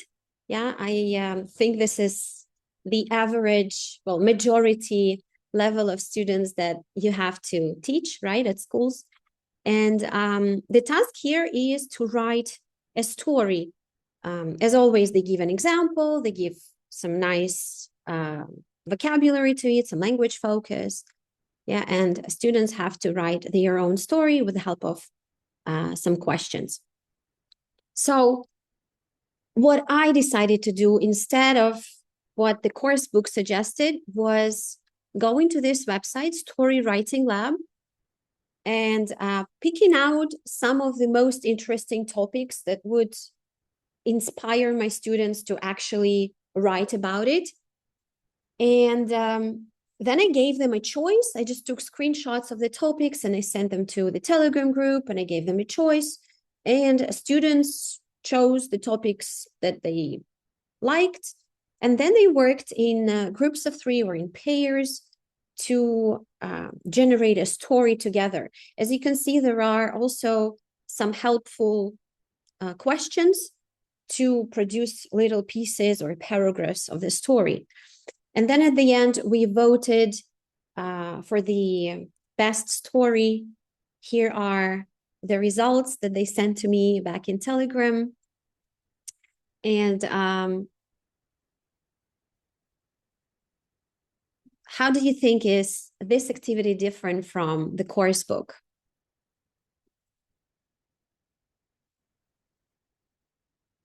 You can write your ideas. What does it do to students? Why is it beneficial? Okay, it's engaging. Yep, interactive. Yeah, more creative. Choice is important. Yeah, because the course book gives you just the task and you have to write about whatever they give you. Exactly. Student-centered. Yeah, so they kind of have a feeling that they have a say in what is going on in class. Yeah, it's not like they are dictated by the book or by the teacher. Yes, writing about what they really like. This solves the problem of not knowing what to write about. Yeah, because if they are interested in the topic, they probably will have more ideas running in their head about it. Yeah, and it's not from the book, so it doesn't feel like studying. Yes, I totally agree, Irina. So if you don't have access to the big screen at your school, yeah, that's fine. You can just take screenshots like I did, yeah, and send this to your students. But if you do, you could actually go to the website, and this is how it looks like. You can choose there any story you want. And as you can see here, every round is timed. So they will have, you can choose how many minutes. Here it says 4. They will have 4 minutes to write one little paragraph of their story. And then it is published and everybody can see on the whole screen what they have produced.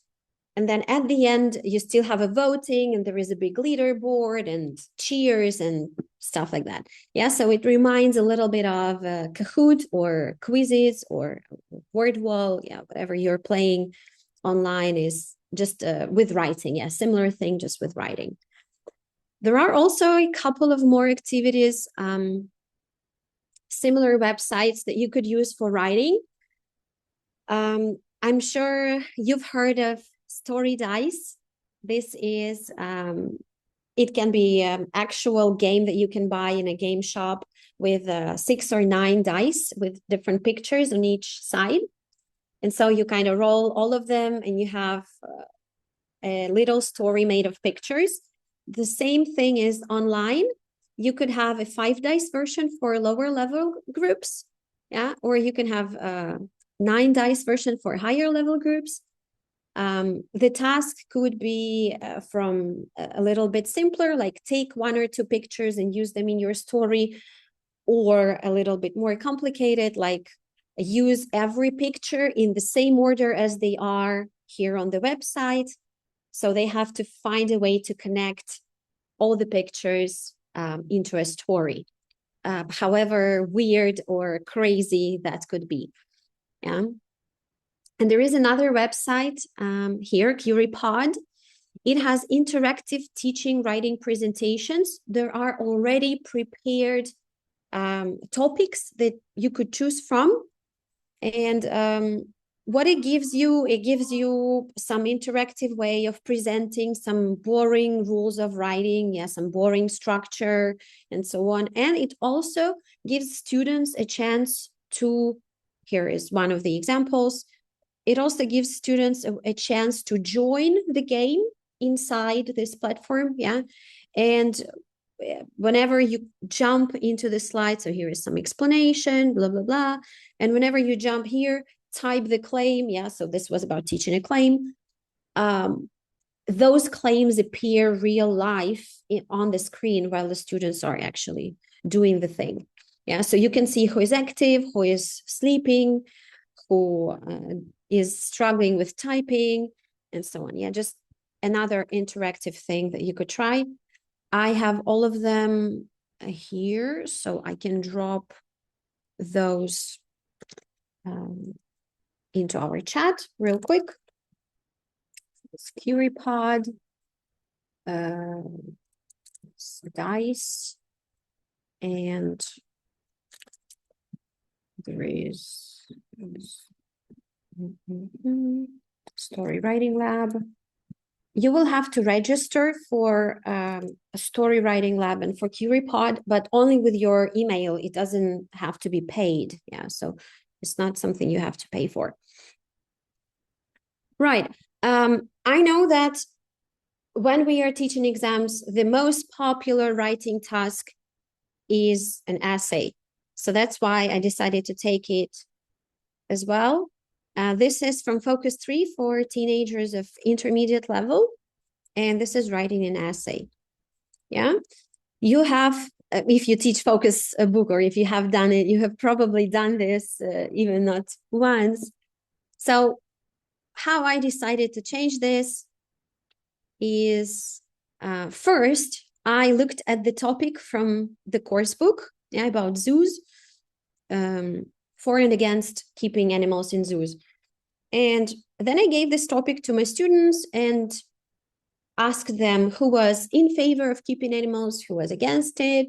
And then I divided them into 2 groups. One group was for, and they were like brainstorming as many arguments to support their view as they could. Another group was against, they did the same thing. And then I brought them into groups of 4 so that they have a partner to support their ideas. And they had a debate. They were presenting their arguments, they were arguing. Sometimes it was too hot, so I had to intervene and like calm them down. They were super excited about it. And then after that, we looked at an example of an essay, and I suggested that they take arguments that they used in their debate to write the essay.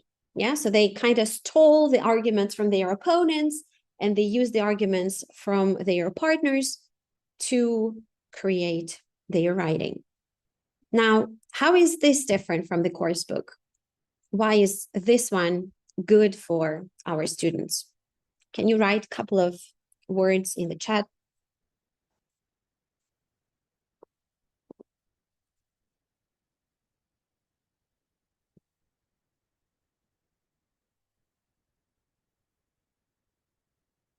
If you are tired of typing or writing, you can send me a sad emoji and I will know how many people are tired of typing. They write what they really mean. Yes. It reduces anxiety. Exactly. Because they already know, yeah, what's going on. Yes. It's more emotional. Abundance of ideas. Exactly. So they don't have to struggle to search for the ideas. They learn how to prove their point. Exactly. They are more motivated. Yep. Interested in the topic. Yeah. So if you know that zoos and protecting animal rights is not interesting for your students, okay, you can generate another provocative topic for them. Yeah. Well, yeah, we have this topic in the book, but who says that we must write about that specific topic? You know your students better, so you can take any other provocative topic and make them do the same things, yeah, with this debate and yeah, and also weaker students exactly can get some more ideas and can get help. Exactly. Cool. I'm gonna show you one more. This is for, again, B1 level students, and they have to write a reader's comment here. This is not exactly an exam task, but later it comes to, well, it helps students write a review or an article, yeah, which are part of an exam. So what I did here was, well, students actually did the task. That was a boring part. But then I told them that they would be writing detectives. And so they were really, really excited. This is a screenshot from a Google document where all my students had to do their writing. And then I gave them a checklist, which should have helped them correct the writing of their partner. They went to the page of the student that they had to check. They did their corrections. They put some notes in there and one little comment on like what to improve. Yeah. And as an optional homework, I asked them to rewrite their already existing writing in, well, considering all the corrections from their partners. This is one way of how you can do this, or you could do this in teams, detective teams. So there can be one team that is responsible only for the structure, another team that is responsible for vocabulary, another team that is responsible for grammar. And so they work in those groups. Grammar group corrects only grammar mistakes. Vocabulary group only searches for spelling or vocabulary mistakes. And structure group looks at the structure, that everything is according to the task, yeah? And then you bring one person from each group together, and they, based on what they have found, they create a perfect writing based on those corrections that they have discussed with their partners. And then again, we vote for the perfect version with least mistakes and with the perfect structure, etc., etc. Yeah. By the way, this you can do with any writing, not only the reader's comment. This is just what I did, yeah. But this is applicable. This writing detective thing is open for any type of writing. Yeah. So what did you notice different about this activity? What are your ideas?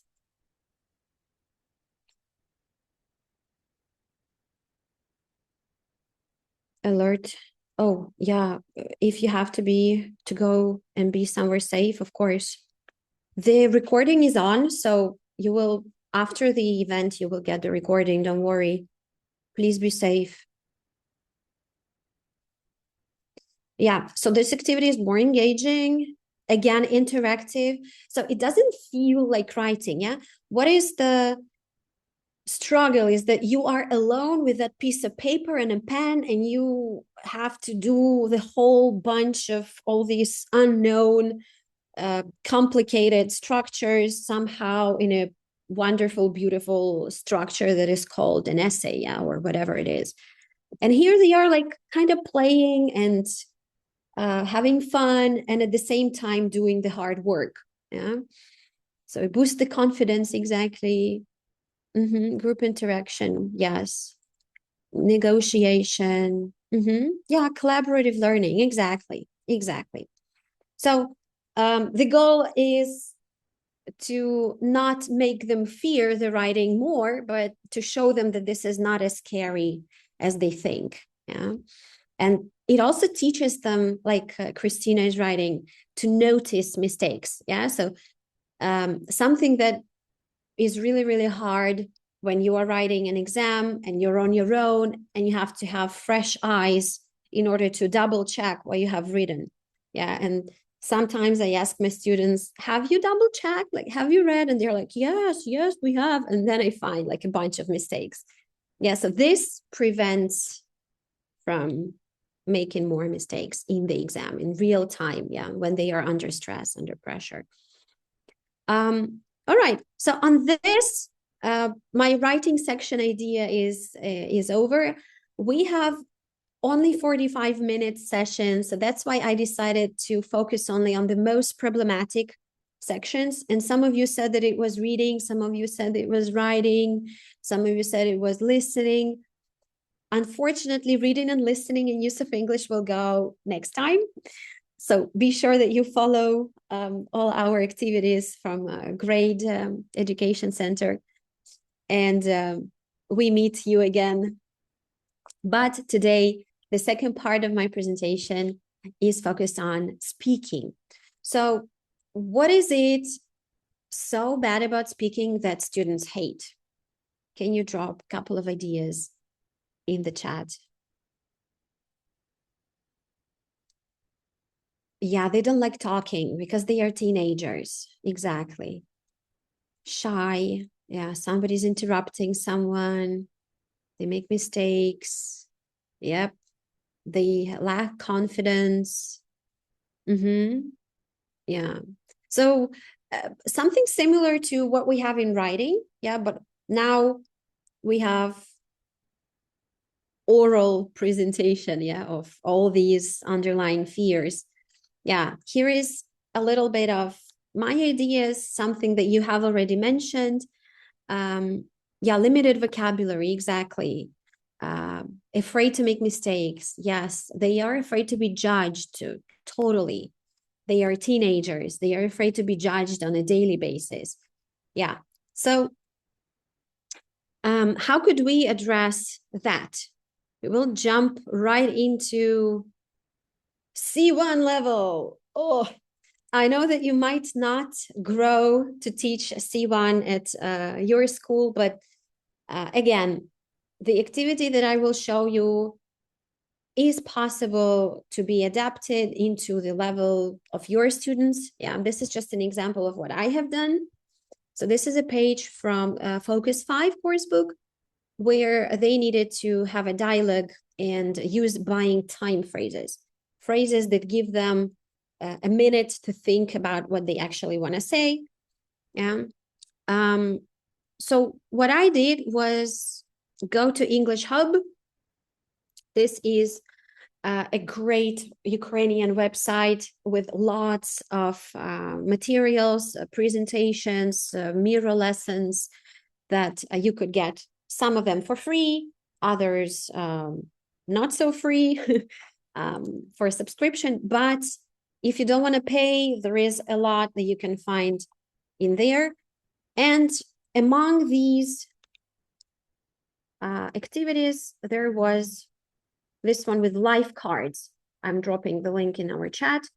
So what I did was take screenshots of all these life cards, and I sent them secretly to my students so that they can read it and prepare. They choose some phrases that they want to use to buy time, yeah, because one of the tasks later would be to present their life to their partners and be ready to answer any questions that they might have about their life. Yeah, so here is the element that they cannot be prepared for. They don't know which questions they will be asked. So here comes this buying time phrases thing. Yeah. Then they worked in groups of 3, they presented their lives, they answered the questions, and they voted for the best life. And they didn't have to name the title of their life. They had to guess what the person is called, like what their lifestyle is called. And this is where they couldn't get anything, and they were struggling a lot because they were just trying to get it, but it wasn't there. And they were interested in actually finding out what that life was called. Another fun thing about it is that you could, well, you know your students, yeah, you know their personalities, you could adjust the cards or take the cards according to your student's personality. And this is the question that I got at the end of the activity, like, Tori, did you really get those cards because you know us, because you know what we would like, what our life would be interesting? And I was like, yeah, that was the idea. So you can imagine that I had a student that was really, really fitting for the retired supervillain turned author. Yeah, that was fun. So what do you think about this one? What is the benefit? How is it different? Is there something you would like to add about it?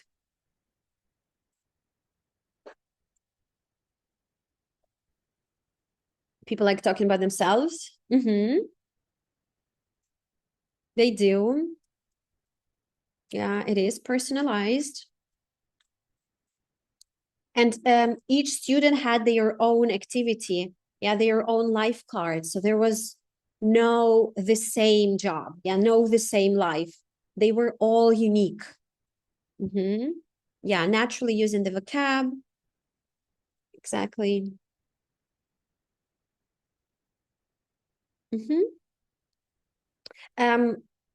So if you think that this would be too difficult because the cards are like for B2, C1 level, yeah, there is a lot of information.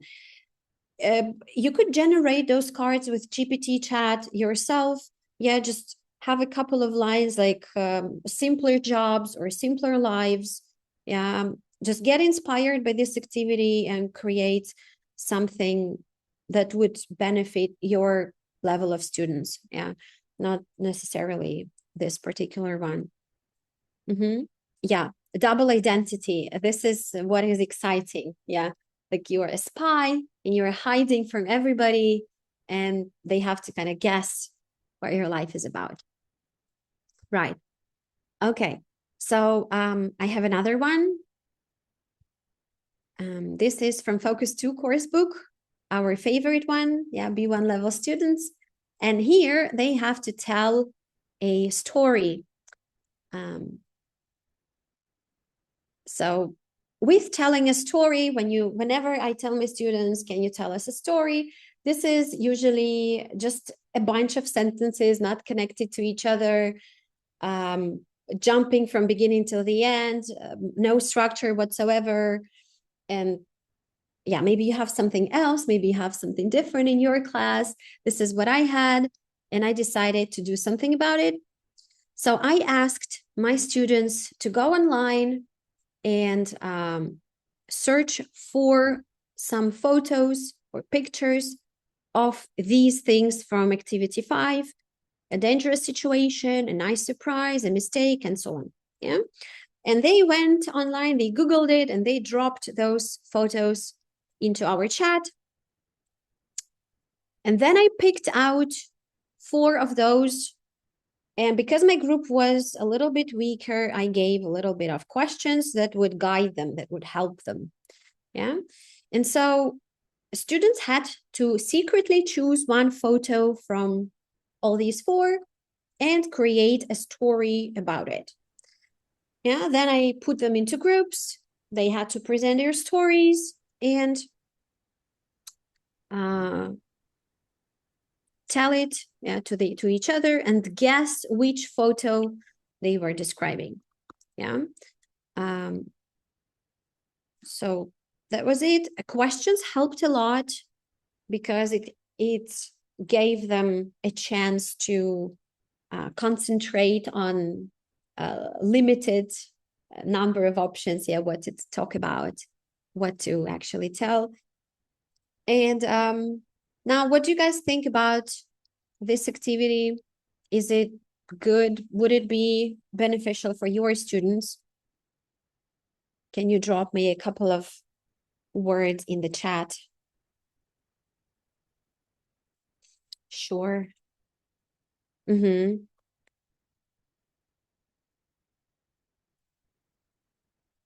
Yeah.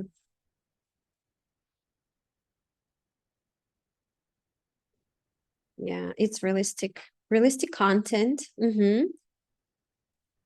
Can be used for drafting. You mean drafting later to write a story? Yeah, why not? Just like we did with debate class, yeah, pros and cons, for and against. Mm-hmm. Yeah, that was the idea, Titana, that they choose what to talk about. It's like they are something that they are interested in. Mm-hmm. Yeah. Yeah. All right. So as for speaking, do you have any additional tools that you are using to do the speaking with the students? Maybe some websites or programs, applications, something that you give advice as to your students as a helpful thing to use beyond classroom.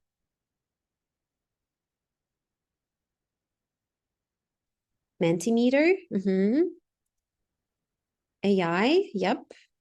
For questions and assessment, yep.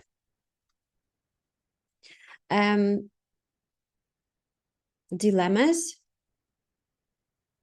was great.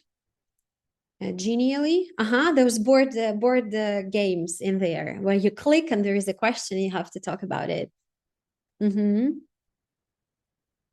Quizzes for voting, yep, that's great. Bamboozle, oh, I love Bamboozle as well. Roll cards, as if they are this, so you give them an identity, great, and they have to impersonate an identity. Great, this is great. Yeah, as for AI, I had a student who talked to a GPT, and he wrote an instruction to it saying that you are an examiner of Cambridge exam, and you have to check my speaking on this criteria. Here are the tasks that are in this exam. So generate something for me. And that was like his personal AI tutor or something. And he gave me then screenshots of the feedback that it gives, which is more or less okay as an additional practice that could help a lot. But the key thing is that they program it at first. Yeah, they give a prompt that is accurate according to the Cambridge exams. Yeah. Why not? Improvising speech on a given topic with a topical vocabulary. Yeah, this is a great idea, Alexander. Yeah. What I noticed is that it lowers down your score a lot and it's too skeptical, unlike real examiner.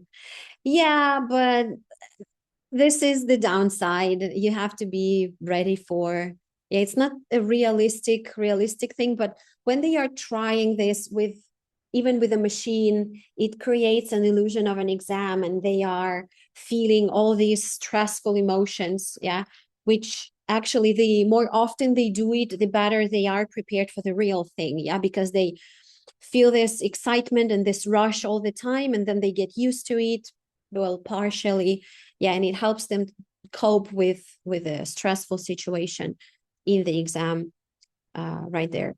All right, you have so many great ideas. Thank you so much for sharing.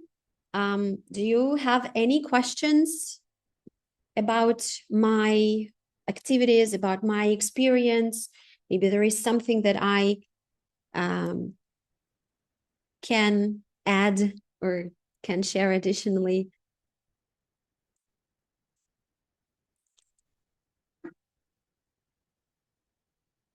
I know you're tired, but well, very first link.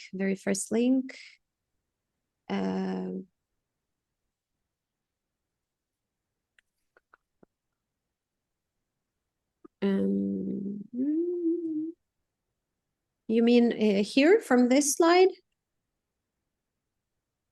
Yeah, writing. One sec. I'm gonna drop all of them together.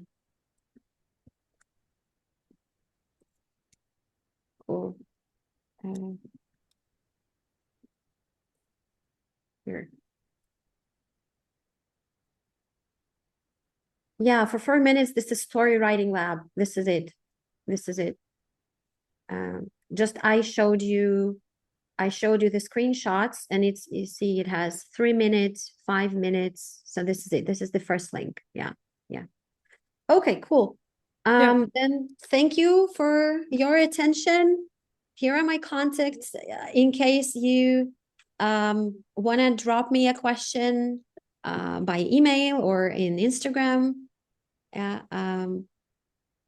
Sorry for low interaction. Oh, I know you guys, don't worry about it. Thank you for coming. I really appreciate it. Thank you for spending this summer day with me, with us.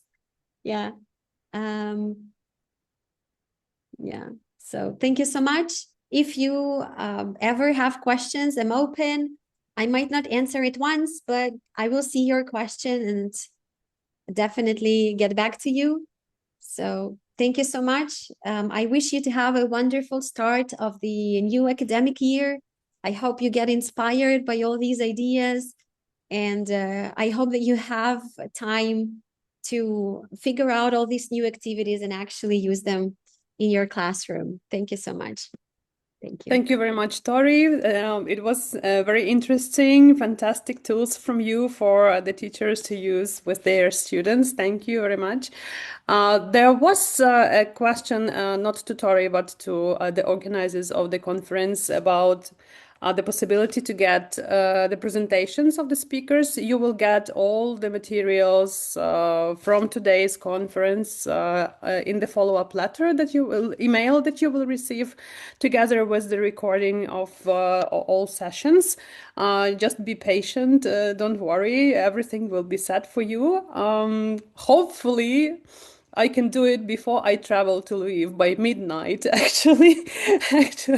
Yes, so don't worry, you will get everything. Okay, thank you, Victoria, again. Thank you. So moving on to our next topic, one more session before we have a coffee break. So one that every single teacher has been discussing over the last couple of years is artificial intelligence, right? We've all received student essays that sound suspiciously flawless, a bit robot-like or overly sophisticated. So can we as teachers outsmart AI? And more importantly, how can we use it ethically to help our learners? To answer this, please welcome Irina Chernivchan. Irina, are you here with us? Hello. Hello, Irina, and she's going to present the practical session for you, AI or not AI? That is the question. Irina will show us how to use AI responsibly through Cambridge assessment criteria, and so that students can improve their own writing style.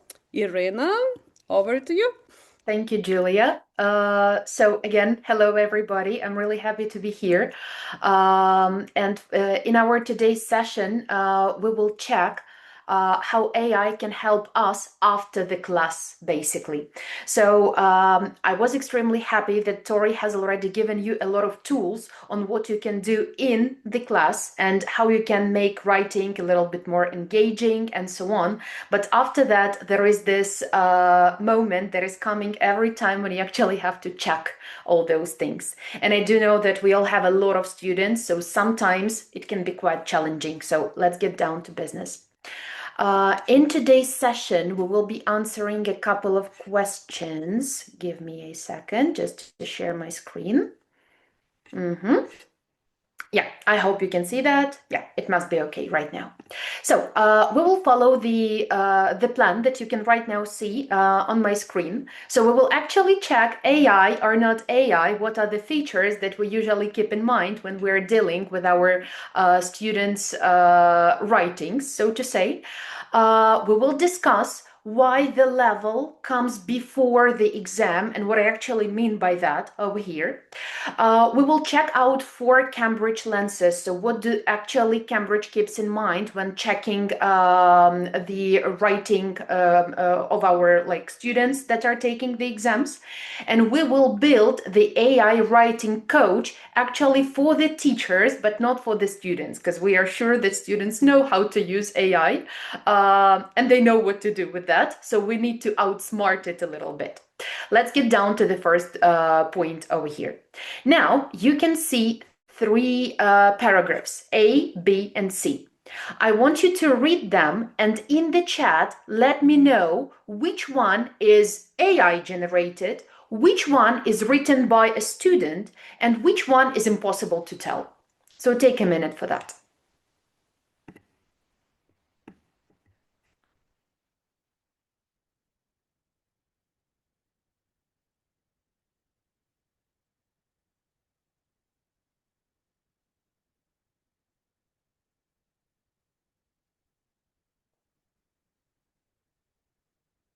All right. Okay, yeah, thank you. I can see the answers right now. Okay, yeah, you're actually right. So a paragraph is totally generated by an AI tool. I'm not sure which one exactly because I've taken it from one of my students' writings. But yeah, the language is a little bit too much. We concentrate on the B2 level right now, so keep this level in mind for this session. And actually, it sounds a little bit too much for the B2 level. You are completely right. B paragraph is actually written by the student. So you can see some of the features that tell us that this is actually not AI generated. You can see that the ideas are linked naturally. Students are always using the words that they know for sure. They love using something in their writing. So yeah, this is definitely written by a student. And the last one is actually impossible to tell. So most likely what happened to the last paragraph is that the student has written that, then took it, uploaded it, and asked the AI to edit it a little bit. And we all have this inner feeling inside that A is definitely AI generated. But now, could you use the chat one more time and type me how you understand this, that this is an AI generated piece of text? Is that the vocab? It is impersonal. It is too sophisticated, complicated vocab. Okay. All right. Yeah, it's definitely overloaded with complex ideas, 100%. And yeah, that sounds too impersonal. So no I pronoun and so on. I can imagine the situation when the student has just opened the AI, sent the topic, and that was the very first answer that was given. Complicated grammar. Okay. Yeah. Language structure. Yeah. All commas are included. That's a very strong point and a nice one. Yeah, and the sentence structure. The sentence is actually very long. You were right about that. So keeping this in mind, I will offer you to specify what exactly tells us, what can exactly tell us that this is an AI generated text. And your ideas are completely right over here. So the vocabulary, strikes the ceiling 100%. So the level is not a usual one, especially if you teach B2 accidentally. This is a C2 level text. They balance any AI balances paragraphs suspiciously well. So the paragraphs are all the same, the ideas are the same, and that is actually all same pattern, no differences over there. Yeah, polished linking devices. You were right about this one too. Again, it sounds too polished. And loss of the students' usual voice. You know how your students write, you know what words they use, you know what vocabulary you have just covered. So most likely, if you do not see it in the text, that was AI generated. So these are kind of like signals for us as teachers. But again, the technology is really smart right now, and AI is really smart, and our students are smart. So I want to emphasize that all these features, they may suggest that this is AI or it was written or edited by AI, but it can't be like, 100% thing. This is just our own feeling that is shaped in the word so far. Yet again, if we speak about our students' writing, we have to keep in mind that this is not only the sophisticated language, linkers, and the grammar that is coming over here. Usually students do not have enough time to write, and when it comes to the exam preparation course, it is extremely important for them to give it a try and complete this piece of writing by their own. But what we as teachers at the very beginning of the new academic year, school year, exam preparation course have to remember is that the level comes first. Usually, we want to make a diagnostic writing with our students just to see if they actually have covered the level. Yet again, we keep in mind the B2 level so far, so we have to check if they actually have this B2 level closed. Unfortunately, if the level is not closed, most likely they won't succeed in the exam so far. So our question for the first piece of writing that we see from our students is usually not like, can I prepare them for the exam? Like, yeah, I can, I have this book, I have this tool, I have this and this, I can do that. But the question would be, is their language level close enough for exam preparation to work well, to get the good result after they complete the exam? If the level is okay, then we have to shape their level in the exam conditions. So actually, this would mean that we have to make them aware of the techniques, we have to make them aware of the structure, of the task types, organization of the exam, and exam strategies. And if you're honest with your students, you would know that they actually can do that or they actually can't do that. And if the level is okay, that's going to be fine. If the level is not enough, no AI can help them to close the level first in just, a week and then get ready for the exam. So if we keep in mind the B2 level exam, the level is fine. We have already identified the signals that AI was used. So we as teachers think that we can actually help our students shape their writing skill in the exam format. After that, we have to understand what we actually look at. Cambridge exams are really nice just because they all have the handbooks, and we as teachers have full access to those handbooks. You can actually go to the Cambridge website, download it, and see what they actually want from any piece of writing to be a successful one, to get the good score for the test taker, and so on. So after we have agreed that the level is okay and we know how to detect AI in case the student is cheating, we have to check the criteria. For Cambridge, they are pretty, I would say, basic, they are common, and they are well described in the handbook. So that would be content, that would definitely be communicative achievement, which stands for like, does the writing work for the task? Does the writing work for the reader? Can the reader identify the main idea? Is the reader engaged? And so on. That's definitely going to be the organization. Our traditional like introduction, main body, conclusion, and so on. And actually the language, which means like the control of vocabulary, grammar, different grammar forms, and so on. So right now, it looks like we are fully equipped. We know again how to identify the AI. We know that the student's level is closed so far, so we can actually shape it in the exam conditions. We know the criteria, or like the lenses that Cambridge uses to check every writing. Then after that, we can actually give the task. When we know everything, we want to see if our students are going to succeed with this task, what they can write, and so on. If we look at the exam tasks, it is extremely important that it doesn't only give students or test takers, potential test takers, the context of the task, which you can see on the left right now, but it actually gives the points that students have to write about. Like for this exact topic, this would be learning new skills, meeting people, and your own ideas, since they talk about hobbies and so on.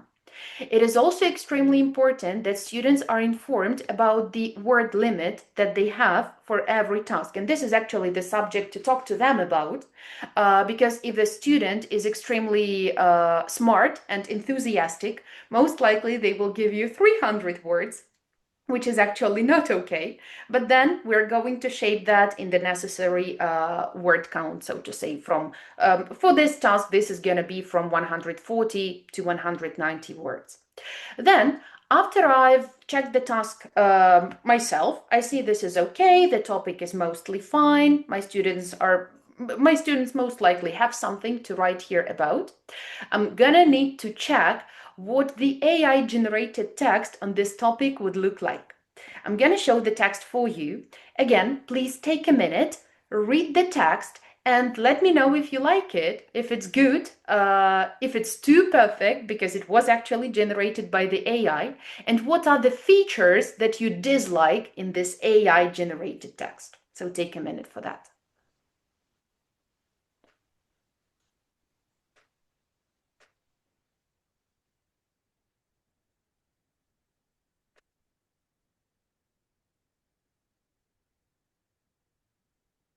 So again, we keep in mind the topic of hobbies. Should every person have a hobby? B2 level, word count, our 4 lenses. Let's see how it works.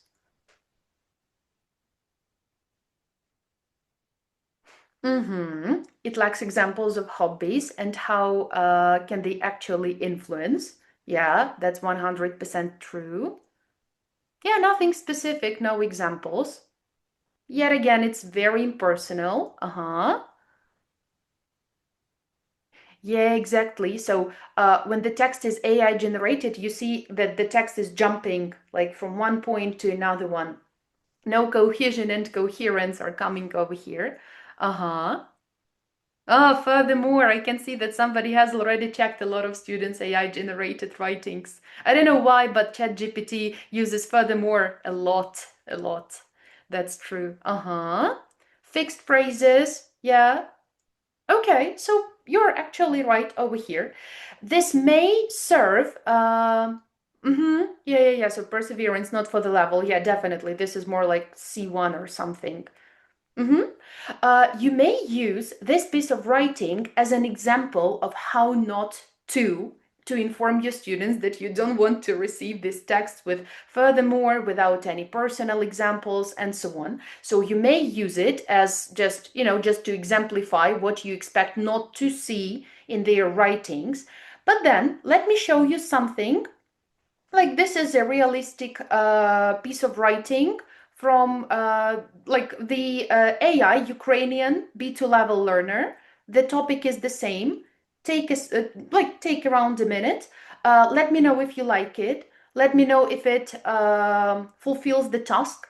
What you think of that?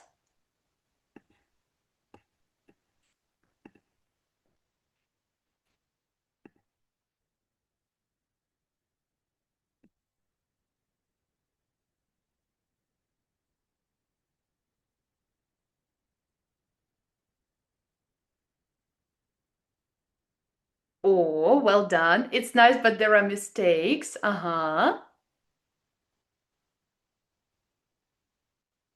All right, it is well organized, much better because we can see the human touch over here. Good.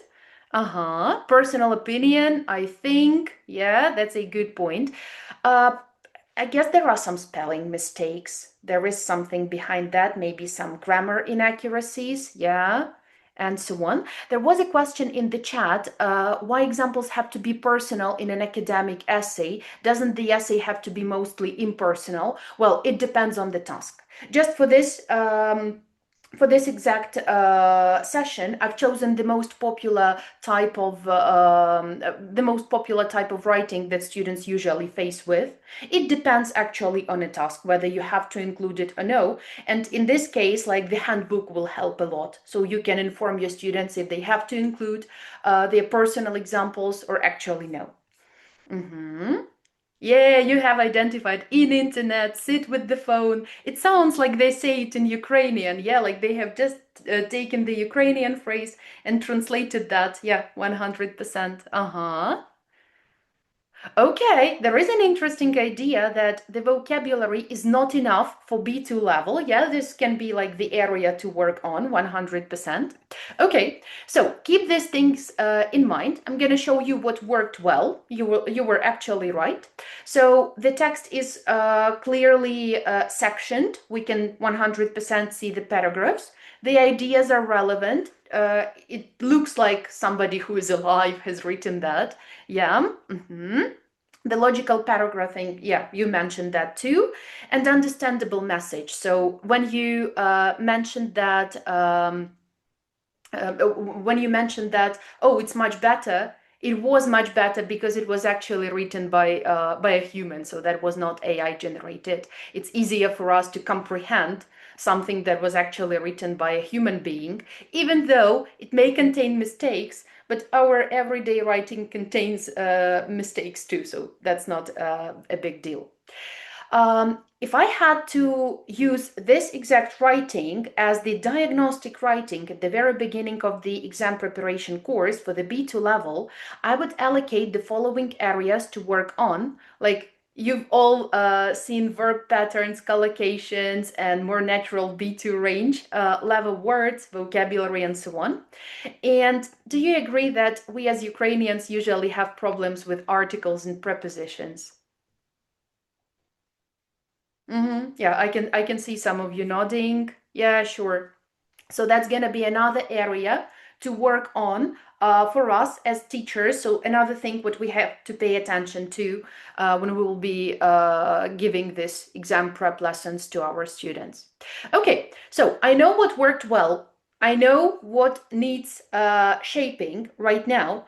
The problem is that when I actually have like 20 writings to check, I can't do that on my own, or that's gonna actually take like the whole weekend of mine. So I do want AI to help me. We live in such an advanced time right now.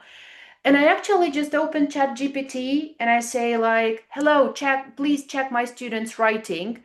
And I copy paste, I send the writing, and it actually disappoints me. I'm pretty sure you had the same problem over there. So while analyzing the reasons why AI may disappoint teacher, I allocated a few that are repeated. Probably you will feel something the same right now.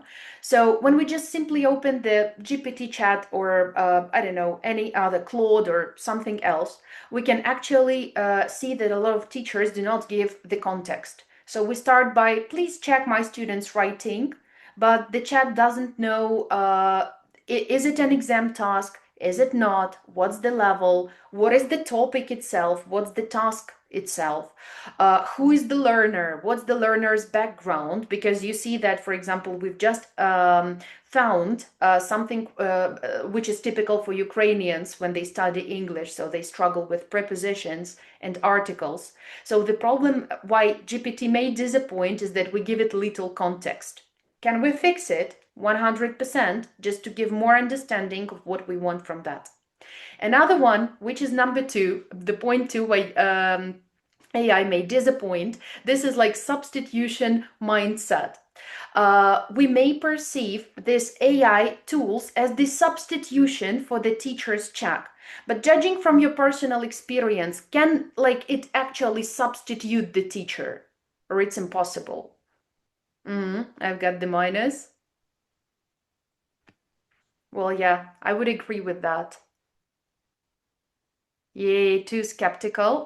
Not yet. Sounds optimistic over here. Good. Yeah, this can't substitute a teacher 100%. So another pitfall that is waiting for us over there is that we can't expect it to do the job for us. It can actually correct some spelling mistakes, some minor, mistakes with prepositions at the article and so on, but it can't actually give and personalize the feedback to that extent that a real teacher can do that.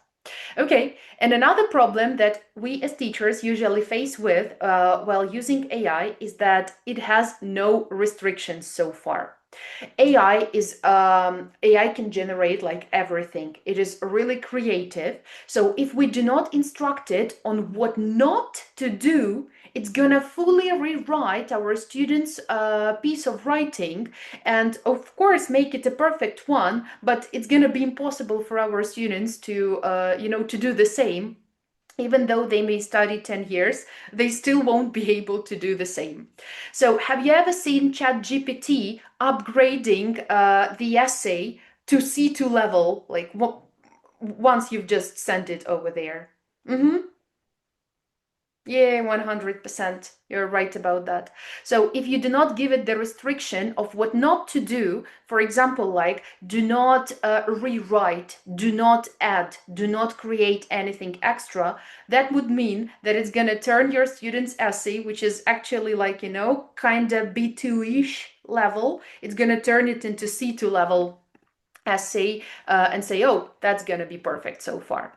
So, the AI is going to give us what we ask for every time, but not necessarily what we need every time. So we have to speak to that like to a real life person. In order to do that, we have to change our prompt from check my students' writing to something more like my exam is blah, blah, blah. The level is the following one. Here are the criteria.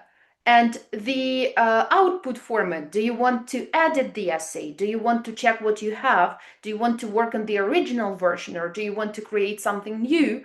And always instructed of something that it mustn't do with your students' writing.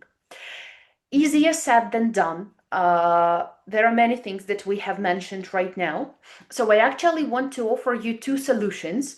One is going to be the fast option solution, and for those who do not have this a GPT Pro version.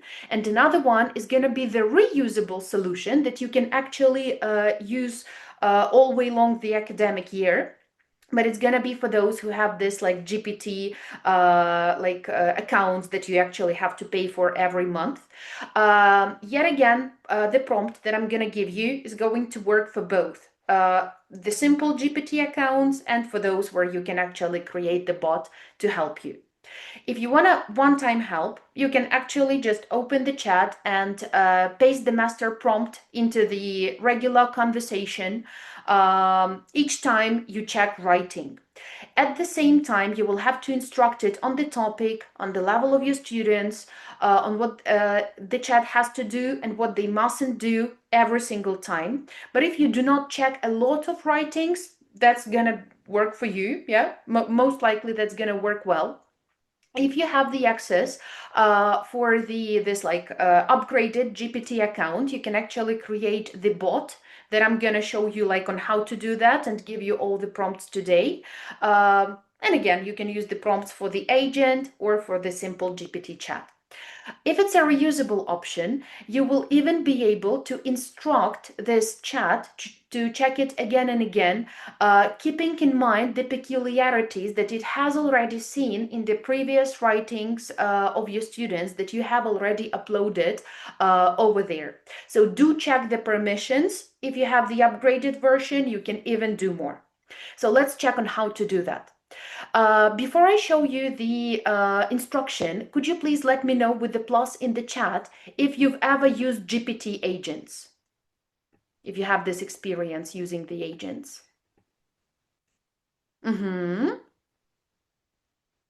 Oh, that's quite interesting. I see it's going to be new for some of you. Okay, this can be a known thing for some of you. For some of you, it's going to be completely new. So let me show you the step-by-step instruction on how you can do that and what exactly you have to keep in mind while creating the prompt or creating the agent that you will actually reuse. So first of all, the question is on how to find the agents. You will be able to just open Google and write something like GPTs with S in the end. And you can actually find the same page over there. If you have this like simple basic account, it's not going to allow you to create your own agent, but you will be able just to find the agent that you need. There is the search. You will be able to find that, but let's concentrate on the option when you can actually create it. So you go to GPTs over there, and in the upper right corner, you're going to have the button Create. So you will actually have to click over there, and then there are going to be two modes for you. You can create something from the scratch, or you can configure it if you already have the ready-made idea in your mind. If you have the problem that you don't know how to solve, use Create, but we know our problem, that we want this agent to help us check our students' writings, so we don't need Create, we already press Configure. Then over here, you will see a few sections which will start with the name, description, instruction, conversation status, knowledge files, and capabilities, actually. You can name it however you want. If you work for a private school, probably it's going to be a good idea to create one agent for all of you. I mean, like all the teachers who struggle with checking your students' writings and so on. So it depends. So probably all of you will use that. Then in the description, you will have to specify who this chat is for. Is it for the teachers? Is it for the students? Is it for an independent test taker who is just trying to find the best tools to prepare themselves for the upcoming exam? In our case, it's gonna be for the teachers. And then the most important part is that we're going to give it the instructions. So the chat knows that it has to check the student's writing. At the same time, we will have to be very precise with the instructions so far. Now, could you please use the Zoom chat and type me something that you would actually want this agent to do for you? So check writing, but how to check? Do you want it to correct the spelling mistakes? Do you want it to give feedback? So what exactly you want this chat to do? What comes to your mind when you think of this like writing helper, writing checking helper? What you'd like it to do? Oh, well done. Yeah. Cambridge first criteria. Well done. Check collocations, give feedback on structure. Yeah. Coherence and cohesion. The guidebook and use the explanation of writing criteria. Yeah, well done. Do you actually think that we will have to read the criteria, then paraphrase it and type it in the chat, or we can just upload handbook as the one source of information straight to this agent? Yeah, we can actually upload it. You can copy paste the criteria. It can Google, yeah, 100%. At the same time, what I have noticed when you're creating these agents, it is extremely important to give them the documents, like, for example, the PDF version or the document, the Microsoft document so far, just because it has its struggles while working with the Google Docs, for example, or Google Sheets, something which is always changing. So probably it's going to struggle with Google search a little bit. If you have a chance to upload just the handbook over there, please do. Yeah, another good example over here in the instruction include the point that you know what a AI-generated text look like. So please do not identify those options, detect them, and give me a sign that probably there was a little bit AI in it. Notebook LM can help well here. Yeah, definitely. If you have a great notebook LM created for exactly for this exam preparation stuff, you can just give the link here. Yeah, 100% it's gonna work well.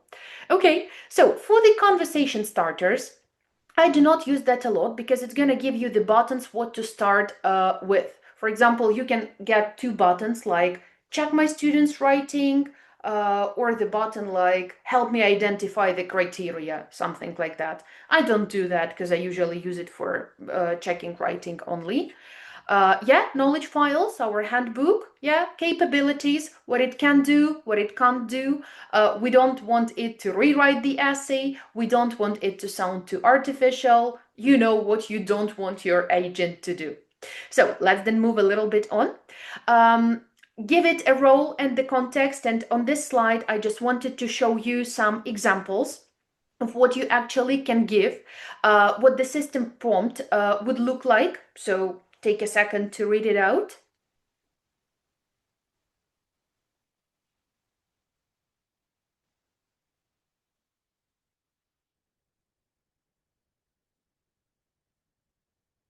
All right. Yet again, this is just the example. I'm going to give you the ready-made prompt just a little bit later. And you can also specify something that you exactly need. For example, if your boundary is going to be not to edit the student's writing at all, it's completely fine. If your boundary would be, you may say something like, please, if you see the mistake that is about passive voice, ignore it because we haven't covered the passive voice yet. You may do that. You may instruct it to ignore reported speech mistakes if you haven't covered the topic yet. So yeah, 100% you can do all this stuff. Okay, as for the following step, we have already mentioned giving it the criteria. There are 2 things that you can do. The first thing is just to upload the handbook. The second thing is just to give it the simplified criteria if you don't want your checker to be too strict. Because if you give the criteria with all the details, it's going to mean that it's going to act like a real Cambridge assessor, so to say, which may be way too strict for the beginning of the course when your students are not adjusted to that yet. So I would recommend starting with this simplified option and then, develop it as it goes. Another interesting thing which you can add to your instruction is that you can explain that you're working with the group of Ukrainian learners whose L1 is Ukrainian. So ChatGPT may already collect some typical mistakes that that Ukrainians have while studying English as their L2. So in this way, it's going to be easier for you because later on the chat may give you the idea work on the degrees of comparison with your students. I've noticed many mistakes over there. Work on articles. Allocate a lesson to talk about prepositions, allocate a lesson to talk about gerunds and infinitives and so on. So it may even help you understand what your students need if you instruct it that you teach this group, that you teach Ukrainians. Okay, again, if you work for the international companies where you have students from different European countries, for example, you may specify it, again, you can show it. Then the next thing is gonna be, again, to instruct it on what not to do. I want you to pay attention to this part of my slide over here with never. Yeah, never do that. In the chat, let me know if there is any other never that you'd like to add.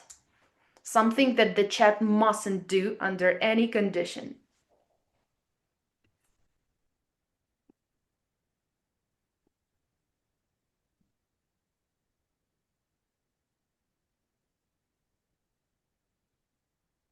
If you agree with these points, yeah, let me know about that too.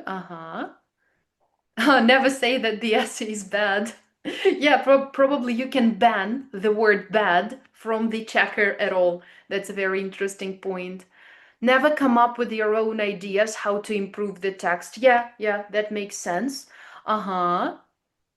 You know, this is so funny because I have like, don't say the essay is bad and don't praise too much. So yeah, it must be balanced 100%. One more time, that's going to be the feedback for you as a teacher, and it's up to you what to show to your student. We can keep this in mind too. Never use typical generated patterns. Yeah, if you have already instructed your chat on what you not expect to see, you can give this instruction too. So there are many other like never do things that you can put in the instruction. It depends on the group that you teach, or it depends on the individual students that you have. So it's going to be up to you. Here are, you know, like the basic nevers, so to say. Okay, when we have identified on what the chat must do and mustn't do, we may move a little bit on and actually press the most important button and you know, instruct who is talking to the chat every single time. The chat knows that it's going to be used by a teacher. The chat knows what to do, what it shouldn't do, but it's going to be extremely nice if you give it a little bit of the extra explanation of your professional background too. So you can say that you will check it every time for the teacher who works for the following school, or who is an individual entrepreneur and you have some one-to-one classes. So give it a little bit of your personal background too. You may even upload your certificates from the webinars or the international certificates that you have.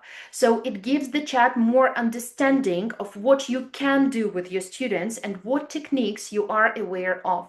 For example, if you're going to create a similar agent after this session, do upload the certificate from this session. It's gonna Google what this like webinar, seminar was about, and then it's gonna include it in the description as well. They are extremely smart, so they will know who they talk to. Okay, then as for the next step, it's going to be also important to save the chat. Unfortunately, these GPT agents, they do not work if you do not finally press like save. That was a mistake of mine. Once I've generated a perfect agent that could help me, but I forgot to press save and I closed the tab, and unfortunately the chat was gone. So I had to do it all one more time. Yeah, so do not please forget to save the things. Yeah. All right. So since we have covered these 5 basic steps, it's gonna be completely dishonest from my side, like not to show you what it looks like in reality. So I'm gonna share my screen with my GPT right now with you, and we will take this writing. Give me please a second. So we're going to take this piece of writing that we have over here. We will make the agent together. We will upload this student's writing and ask that agent to check it. And one more time, you will all get the access to that agent after the session too. So let me show you what I generated over here. I have named it my helper. Yeah, it knows what it's gonna help with. So if I have this description over here, what do you think? Can I use it for C1 level too?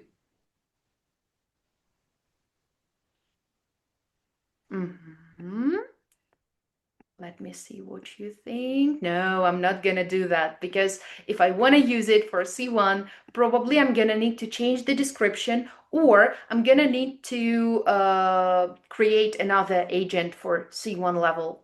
Yeah, then let's check the instruction over here just to make it a little bit easier for you. I'm gonna show it for you in the slide. Give me a second. Here we go. Okay, here is the description. Take a second to read it.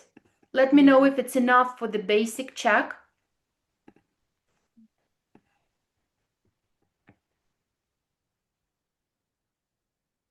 Just a couple of seconds here.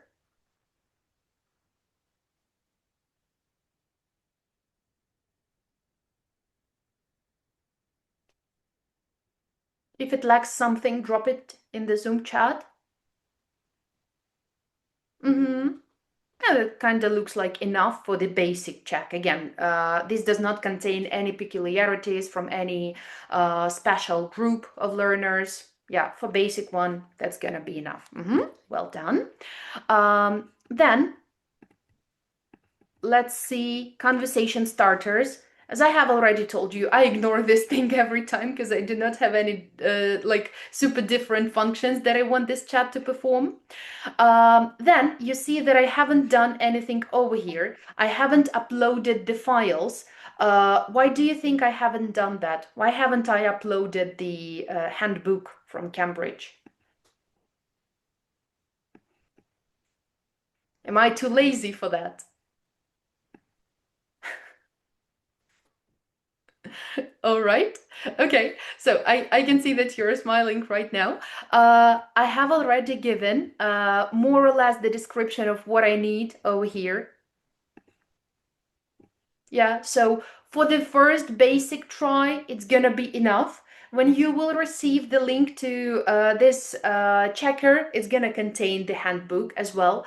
But one more time, if it contains the handbook, it's gonna be extremely strict. So probably you should reconsider the feedback twice before showing that to your students. But again, for the basic check, that's gonna be enough.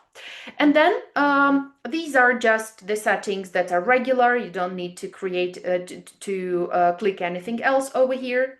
Yeah, so then just to see if it works, I upload that writing from my student here on the right side. You can see it. And now let's see the feedback that the chat has already given. So please, with this part, let me know if it checked the word count.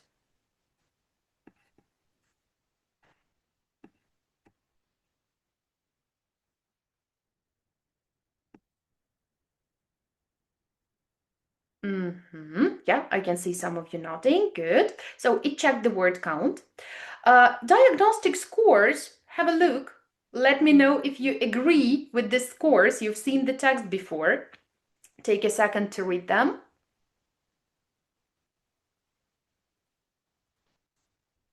Yeah, I can see that we mostly agree with the scores. Good.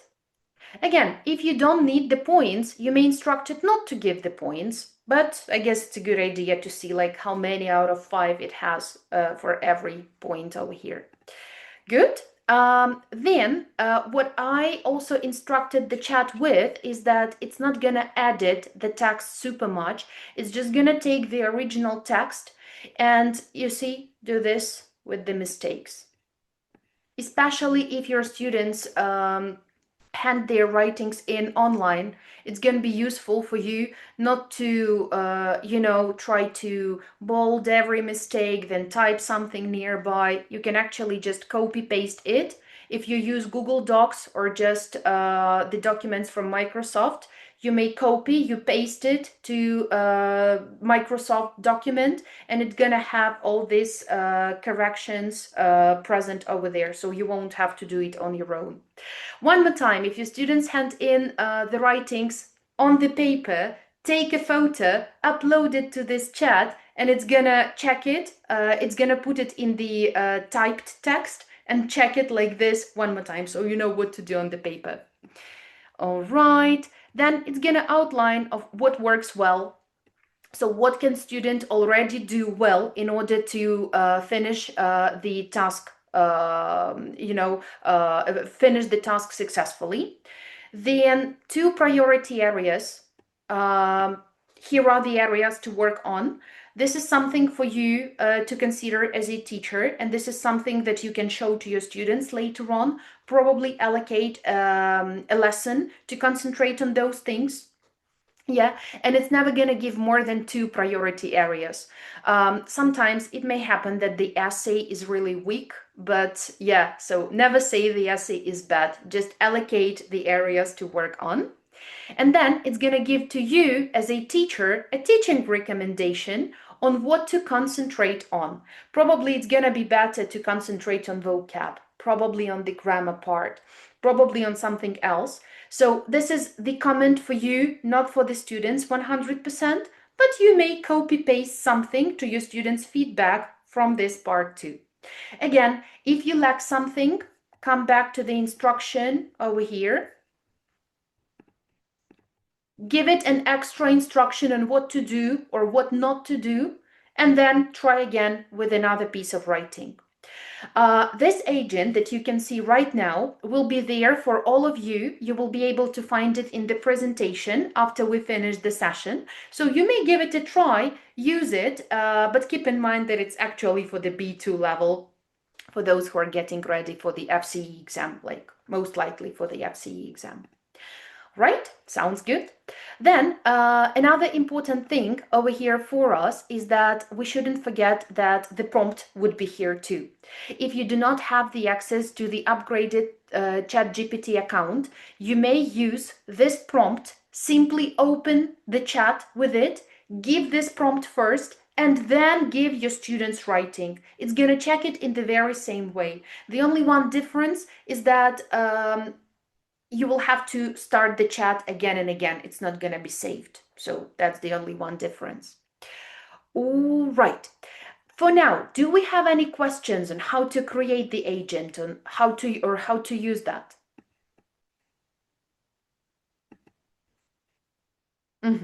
I see no questions left. So if you just follow these steps from the presentation, you will be able to successfully create your agent for you, for some other teachers, for your students. Yeah, so play with that, enjoy that too. If you want to find the handbook, the agents, and so on, you will be able to find it in the end of the presentation in the resources section. So these are all clickable links. You just click on it and you will be transferred to the website that we need over here.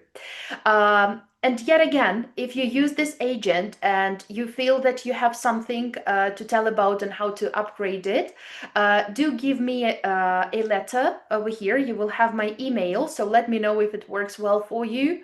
If you need any help with that, or probably there is another instruction that I can put there and see if it works. Thank you. Thank you very much, Irina. If we have any questions, okay, so we have a question. Thank you very much for the wonderful session. And the question is, so this agent's only for ChatGPT or ChatGPT Premium, right? For the paid version. Yeah, if you want to create your own, unfortunately, you can do that with the premium version only. But if you want to use the one we created with you today, or you want to search for another one, you can do it with any account. Okay, and one more question. Do you check your students' works for plagiarism? That's a powerful thing too. You can actually instruct your ChatGPT to check it for the plagiarism too. Yeah, that's a very strong point, 100%. You can find another checker, check it for plagiarism, then put it to our agent, or you can instruct our agent to check plagiarism straight away. And one more question from Tanya Kravets. So Cambridge recommends using Write and Improve. By the way, I also mentioned this tool at my session with Cambridge, right? Do you use this tool or not? Actually, yeah. First of all, what you have to do every time is that you have to check what your students need. So I would recommend giving your students the writing task, then analyze their mistakes, needs, and so on, and then see if you can implement this tool like Write and Improve with Cambridge. Probably not from the very beginning of the studies, but yeah, after the first month or something. Yeah, thank you very much. Thank you for this thought-provoking session. So we've all been working incredibly hard for the last 3 hours already. Yes, taking notes. I can see some teachers taking notes, absorbing brilliant ideas. But as we know, high scores require high energy. So it's time for a 15-minute coffee break right now. You can go stretch, grab your favorite drink, coffee, for example, right? Pet your dog or cat, and we will gather back here at 4:15 for another couple of sessions. And the next session is going to be of specific interest for those of you who work with young learners.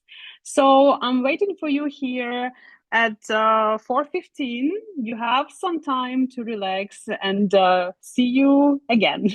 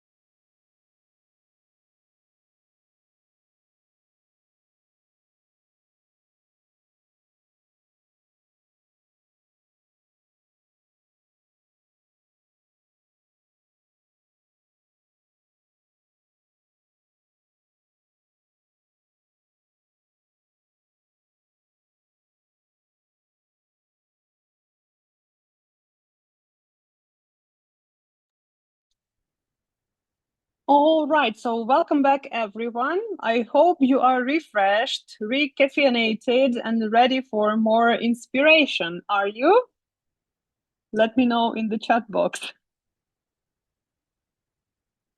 Okay, I can see some reactions. Okay, it's okay if you drink coffee while we are having our sessions, okay? You can even have some lunch, or if you didn't manage to have one today, okay? I hope everyone, oh, Julia, Julia is showing you a good example. Okay, good. So we are starting our second block of, and we will focus on our youngest stars, young learners in the next session. So, you know, teaching online that we have to do now here in Ukraine mostly, right, is really dynamic. But keeping little kids active, focused, and preparing them for Cambridge exams on screen can feel like a real workout. So our next speaker, Yulia Pronina. Yulia, are you here? Say hello to us. Hello, I'm here. Hi, happy to see you. So Yeah, Yulia has okay. the ultimate recipe for this. And in her session, From Screen to Action, making TPR work online in YLE preparation class, she will demonstrate how movement and total physical response can build vocabulary, boost listening skills, and make online exam preparation pure fun. Yulia, welcome to the stage. Yay, thank you very much. And hello one more time. So, I hope that everybody is refreshed after the break. By the way, I want to focus your attention on one of the suggestions. You suggested petting a cat.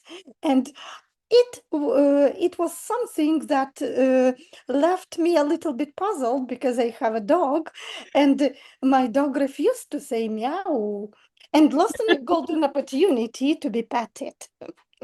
But nevertheless, yay! So YL students love the jokes like this.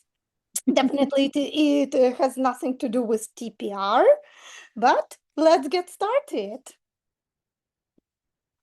Do I have the permission to share the screen? Sure, you are the co-host, so you can share it. Yes, sure. Okay, super. So everybody, hello one more time and welcome to my session, which the topic of it is making TPR work online in YL exam preparation class. So I hope that you know a lot about TPR. If not, you will discover what it means. I hope that you know how to work online with younger learners. And I hope you know a little bit about Cambridge young learner exams. So for a start, I have a statement here. So what do you think? TPR works well in a classroom, but it's difficult to use online. What do you think about it? Would you agree, disagree, or you will be sitting on a fence and think, oh, it depends on different situations. So, ladies and gentlemen, it's time to vote a little bit. Okay. You can use the QR code, which you can see here. Alternatively, you can use this link to have a vote. Okay, blue is dominant for now.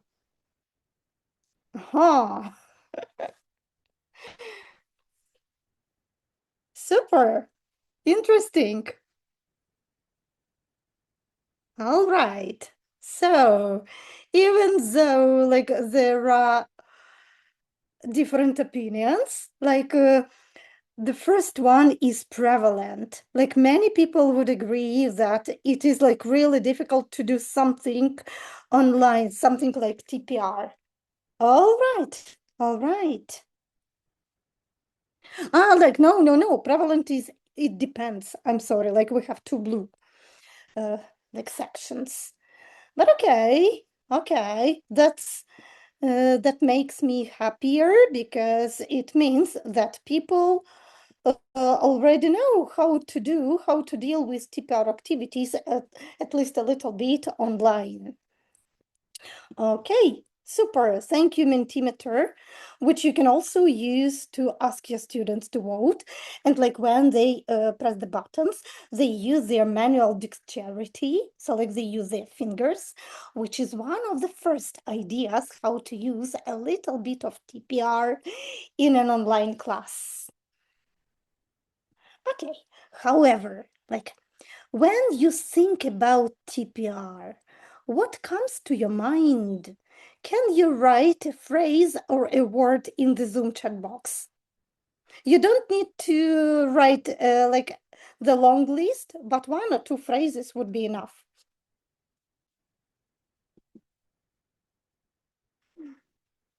Okay. I can see, like movement, action songs, fun, interaction, activities, brain breaks. Okay. Freeze and dance. Yes, exactly.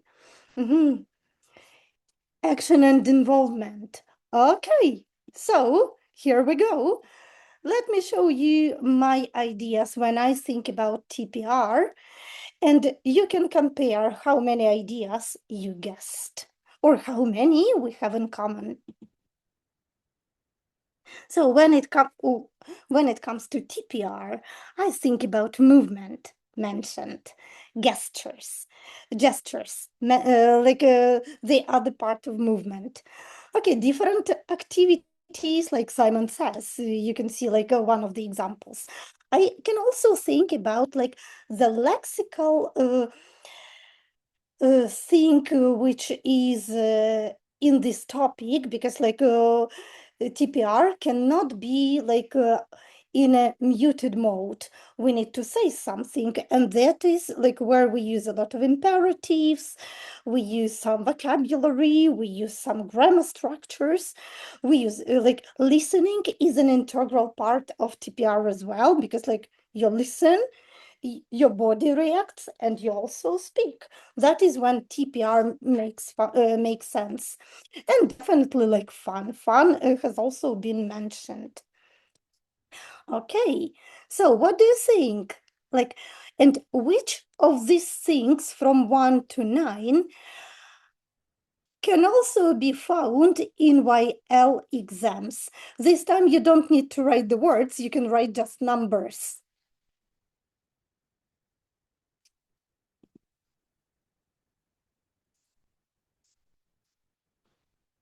I see the idea from, Kostya, hello, long time no see. So like, I see everything from Kostya. I can see like a lot of numbers from other people. Okay, Yulia also has an idea that all 9 things are involved. Okay, other people are not that sure, and they think like that only half of the ideas have something to do with exam preparation. However, like I would agree that all 9 things are the part of exam preparation as well. All right. So, and I have one more tricky question. And what about online lessons? Which of these ideas can be used online?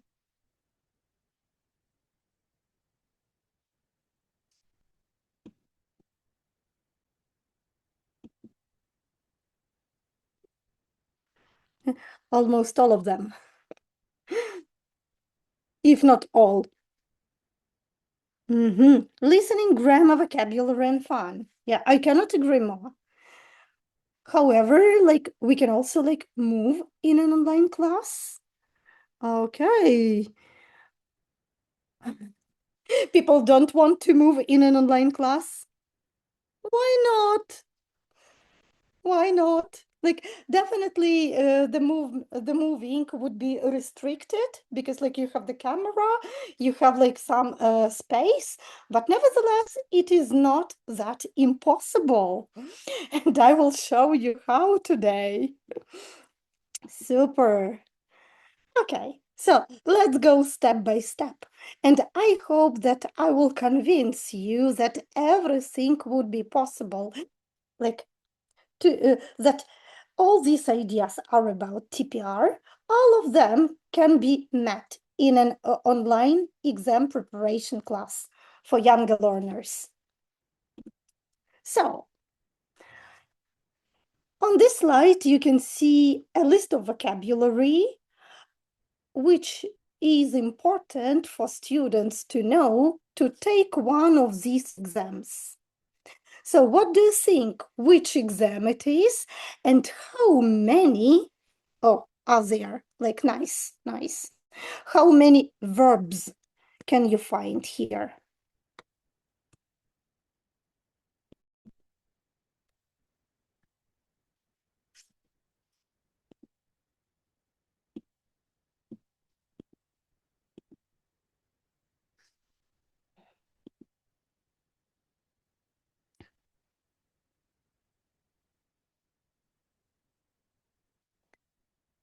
All right. So like, how many verbs can you find in this list?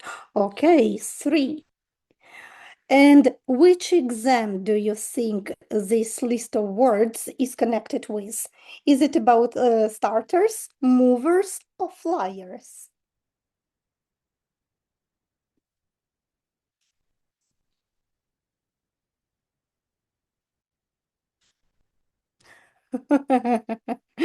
Okay, it seems to me like you tend to underestimate Cambridge a little bit because like the answer is like this is the list of words important to take starters exam.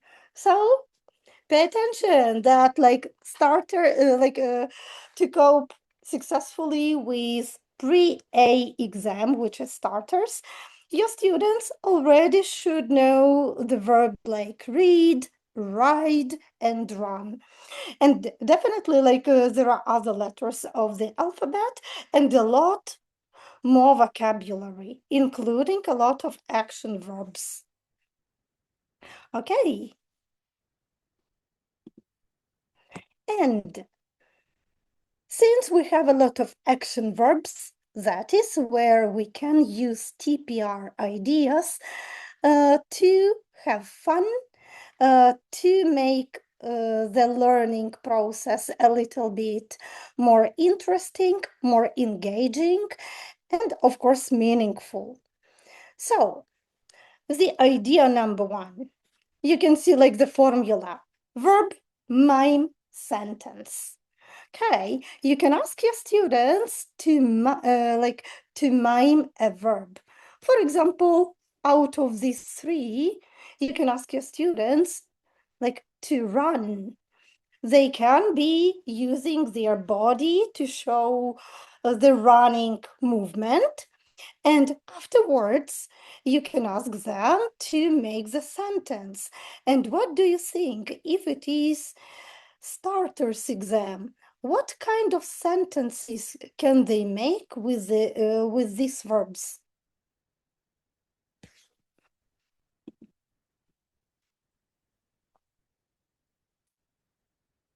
Can they use present simple? Can they use, oh, I can see like I can, I can't. Yes, exactly. Anything else apart from can and can't? If you work in a state school, remember that starters exam is recommended after the 2nd year of studying. So practically, we're talking about the students who finished the 2nd grade.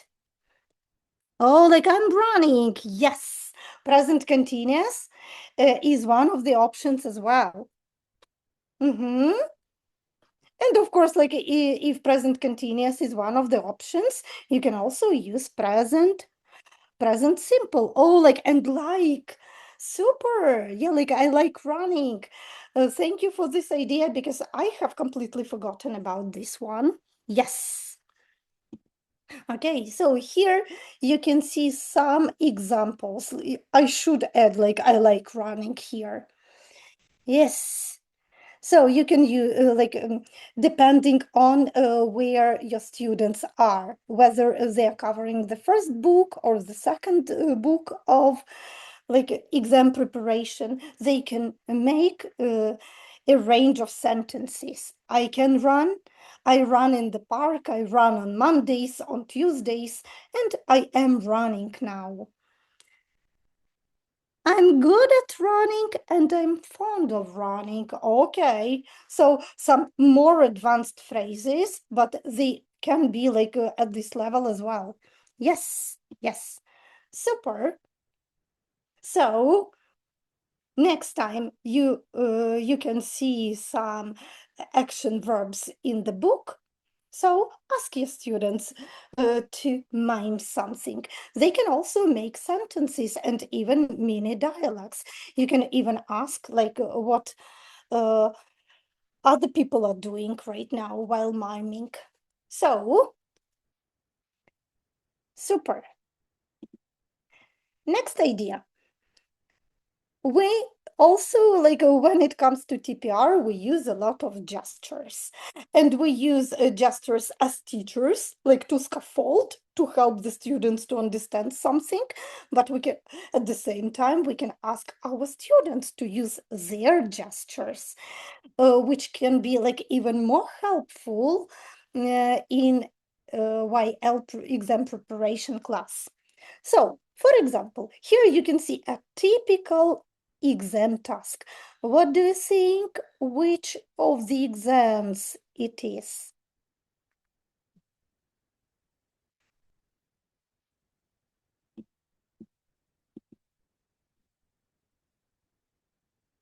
Okay, so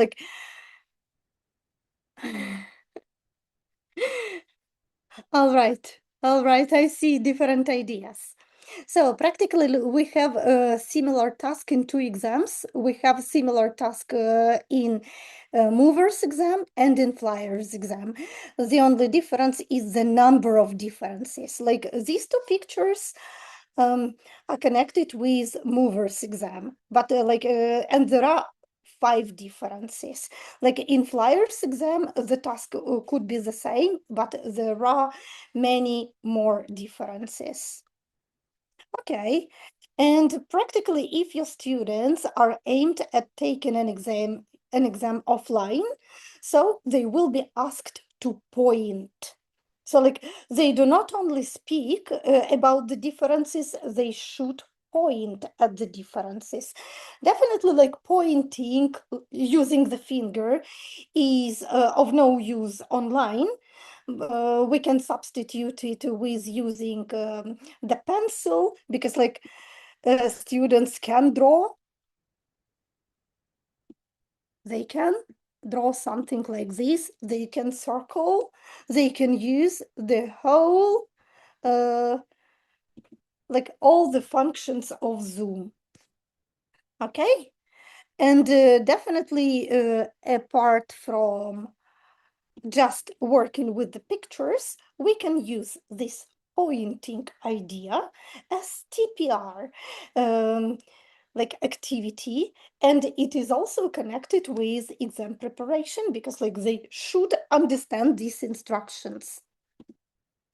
And that is where the camera and the student's environment work.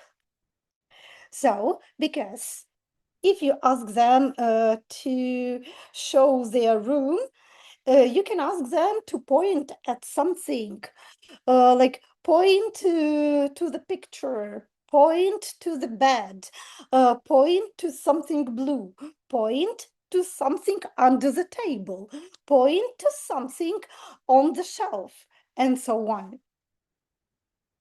So, I hope that this idea is interesting and you might be using it in your online or even online class. Even if it is even if you work offline, you can also adapt this activity and you can ask the students to point to something in the classroom. So it is a win-win situation. You can use it regardless of being online or offline. All right. let's move on to another idea. Okay. So when we're talking about TPR and exam preparation, so like imperatives is like one of the topics where these two different things also meet together. And what do you think? What kind of imperative sentences or imperatives should students know and understand if they want to take one of the YL exams?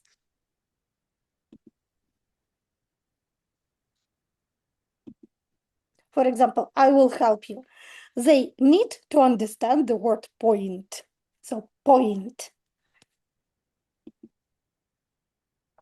Okay, show, look, listen, all other instruction words. Exactly. I can see them even more. Oh, say, don't do. Okay, so yeah, like negative instructions will also do. Yes. So I can show you some of the ideas. So you can have a look how many you thought of. So color, write, tick, maybe cross as well, could be, put the pencil on the book, and so on. And like, how can we train imperatives, like using different TPR ideas? That is where the students will be using their touchpad or their mouse, like they will be looking at the screen and so on.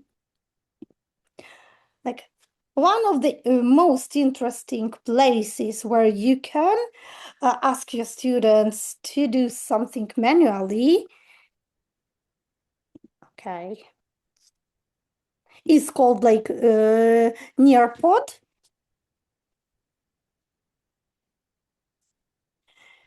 You can see, for example, I have a lot of drawing ideas here. Okay. And if you look carefully, you can see that some of the boards are actually exam-oriented, like this one. If you have the board, you can use like two ideas, live participation and student-based. Definitely, if you have an online lesson, live participation would be to your advantage because it will give you an opportunity to see what the students are doing in real life, in like, you know, like in real time. And also you can give like the immediate feedback.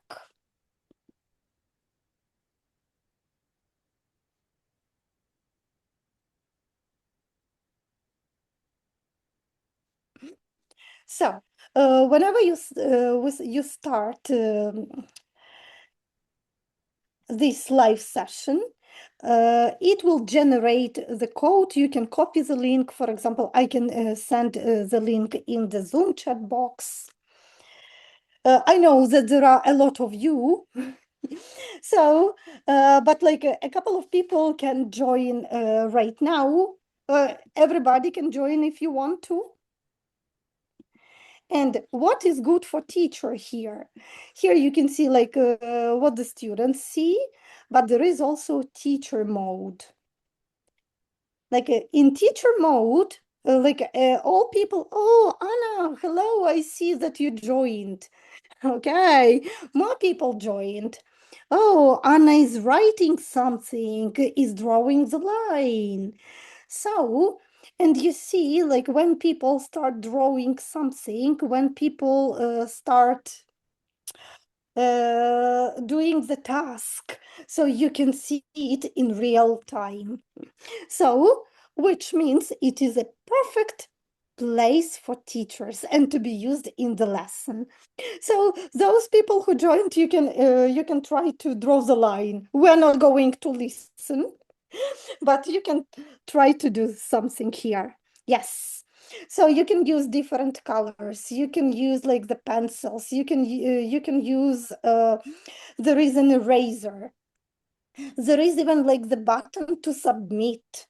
So whenever like my students do not have the paper book, I use this platform so that we can do everything together. Okay, tell me please, can you hear me well? Can you see me well? Because it seems to me like the picture is glitching. Oh yes, my picture is glitching. Okay, okay. So, thank you very much for trying out this platform. I'm going to close it. Okay, and I'm sorry, practically probably I need to move a little bit. Okay. So, like as soon as you have an account, one more thing which I really wanted to show you, because whenever I show like this platform to my colleagues, there is always the comment that they do not understand how to use it.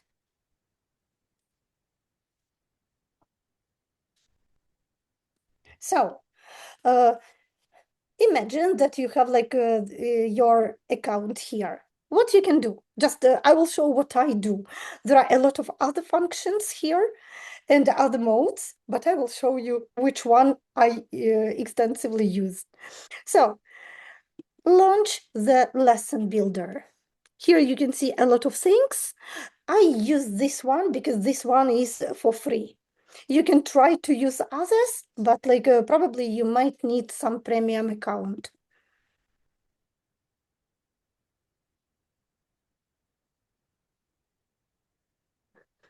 Okay.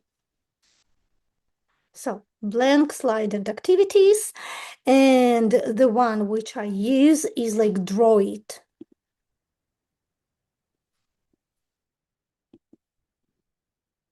So I select draw it, and I get the blank board. That is where you can, I'm sorry, where is it? Where is it? Oh my goodness, I'm sorry.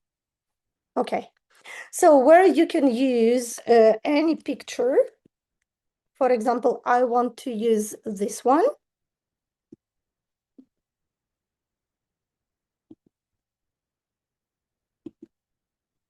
It is just copy paste. And you paste it here. It might take a couple of seconds to appear. Okay. So when it appears, now you can adjust the size, you can write something, you can add instructions, you can give it like the name, for example, that is mover speaking. Mover speaking. And the last thing is save and exit.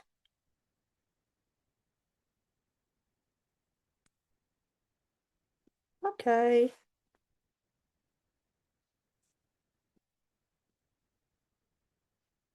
And voila, the activity is already here. Now it is ready to be used by younger learners. So, like, very easy to use, very easy to prepare, and like really good for the teacher, and the students are also happy to work on this platform. So I recommend you use it. Super.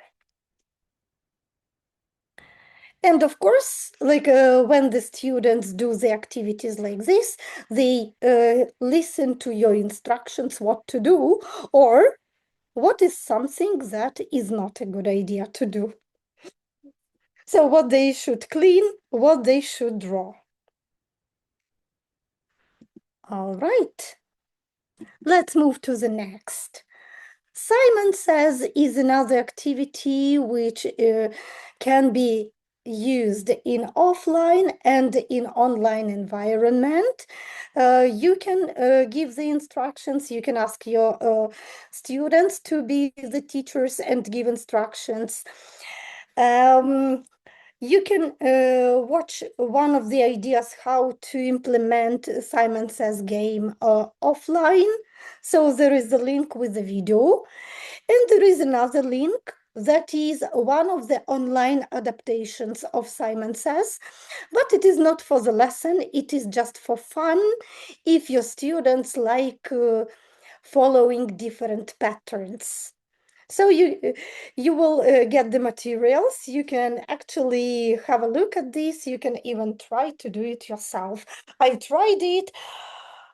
To tell you the truth, it trains your memory, but I got to level 6. Try to get try to beat my record, let's say. Okay, but in online class, like Simon Says, read the book, and your students showing the activity is also an option. And it is like one of the examples of the games which you can use online or offline. So, like together with Simon Says and Show Me, we can train not only like imperatives, but we can also train and practice a lot of topical vocabulary. With my absolute favorite activity when we learn different adjectives, when I ask the students to show me something. So, show me something black, and they will show. Show me something orange, and they will show. Show me something pink, and they will say, oh, I don't have it on my table. And you can even say, okay, stand up, find something pink and show me. And the students will even have an opportunity to move around the room. Like, definitely the parents should ask you for the first time what is going on and why my son or daughter is running around the flat or the house trying to find something, but it is total fun for kids. Not in every lesson, but like in a couple of lessons, it will work perfectly well. Okay. So, also, like, if you remember like that activity from this, it is connected a little bit with categorizing, because like in mover speaking exam, the activity is called like odd one out. You have to find the picture which is different, and the students have to actually explain, not only find and point to it, they have to explain why this picture is different from others. And that is where categorizing would be helpful for our students. Just teach them and let them practice how to categorize the objects.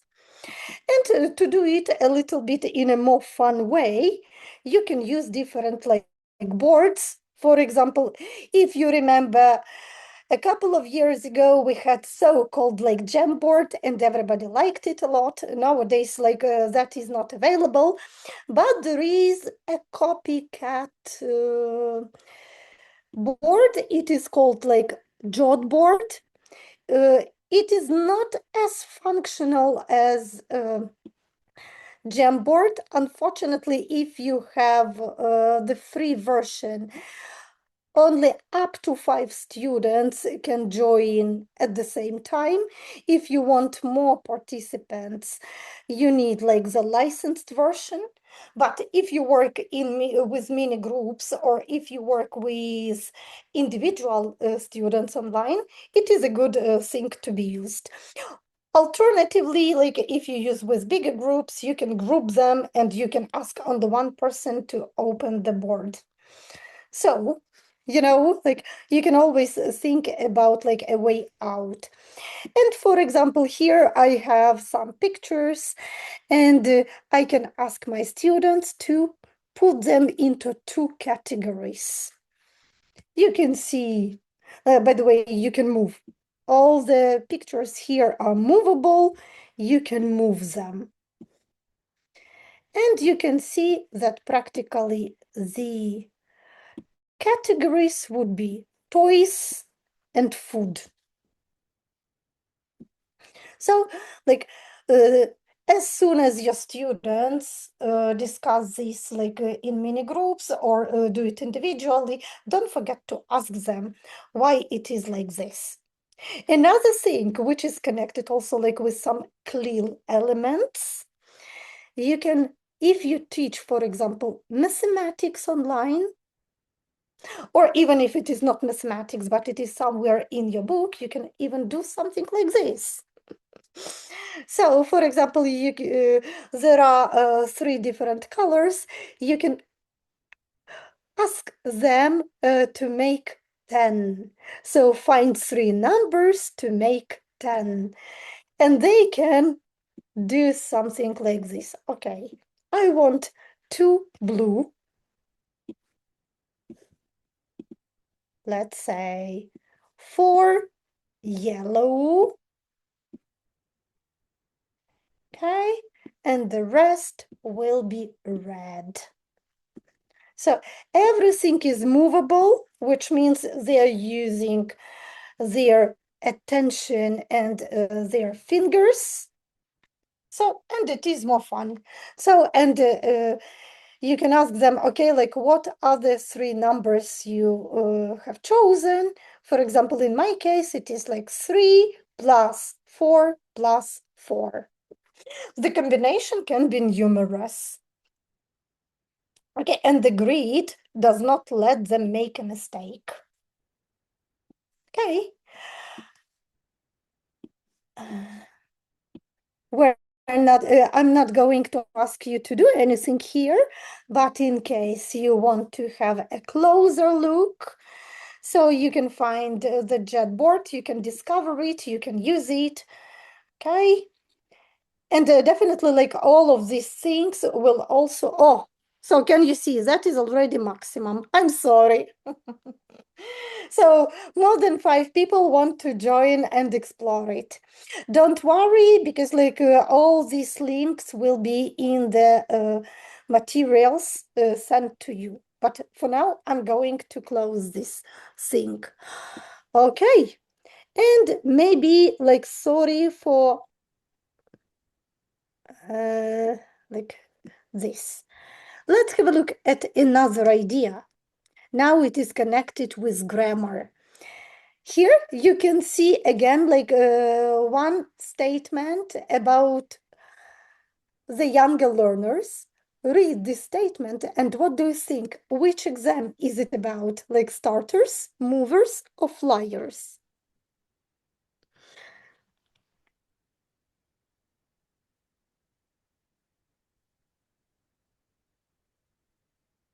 Who should know how many? Colors, size, and location. Oh, okay. There are like 2 options, movers and starters. Yeah, like movers 100%. Yeah, but even starters should know this. So like it is one of the criteria like for starters. So, and if starters should know this, it goes without saying that for movers and for flyers, it is already something that they should learn as their 5 fingers. Okay, and again, You can use real objects. For example, I have an apple. I can ask my students to take something and to put these things on different locations in their classroom or in their room. Definitely, like most of them will have the desk. So I will be using the idea of a desk. For example, put an apple on the desk. Put an apple next to your laptop or your computer. Put an apple under the chair, and so on. It is like one of the ideas. Instructions, imperatives, and grammar, where we practice like prepositions of places. And also, like, don't forget that we have like such a great resource, which is called Genially, where you can also use a lot of different games. This game is not mine. Okay, thank you. I need to find everything. But this is the resource where you can find numerous fantastic games to practice lots of things. And the students can even do these activities in the group, where they roll the dice, they move their counters. For example, student one, okay, where that is end. I'm sorry. I need to find the start. 1, 2, 3, and where they should answer the question. So in combination with your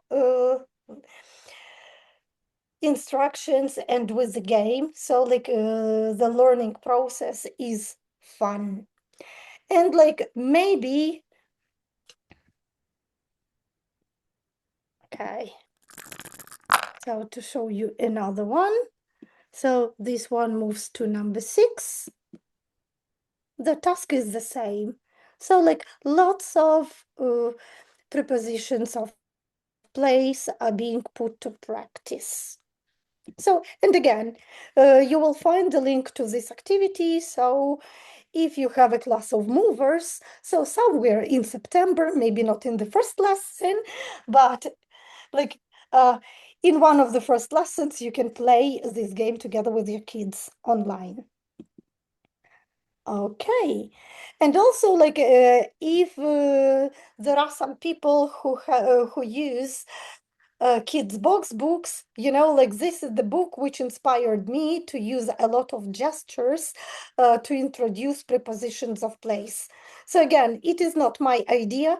I saw this idea in the teacher's book of kids box, and they absolutely a fan of this idea, where they use like their hands and the fists to introduce a lot of prepositions of place, like on, under, in, next to. So you can also use and use these ideas. The students like it, you know, like they even imagine that they are some kung fu masters. So especially with this one next to. So it makes a lot of fun. All right. And actually, like TPR is all about fun.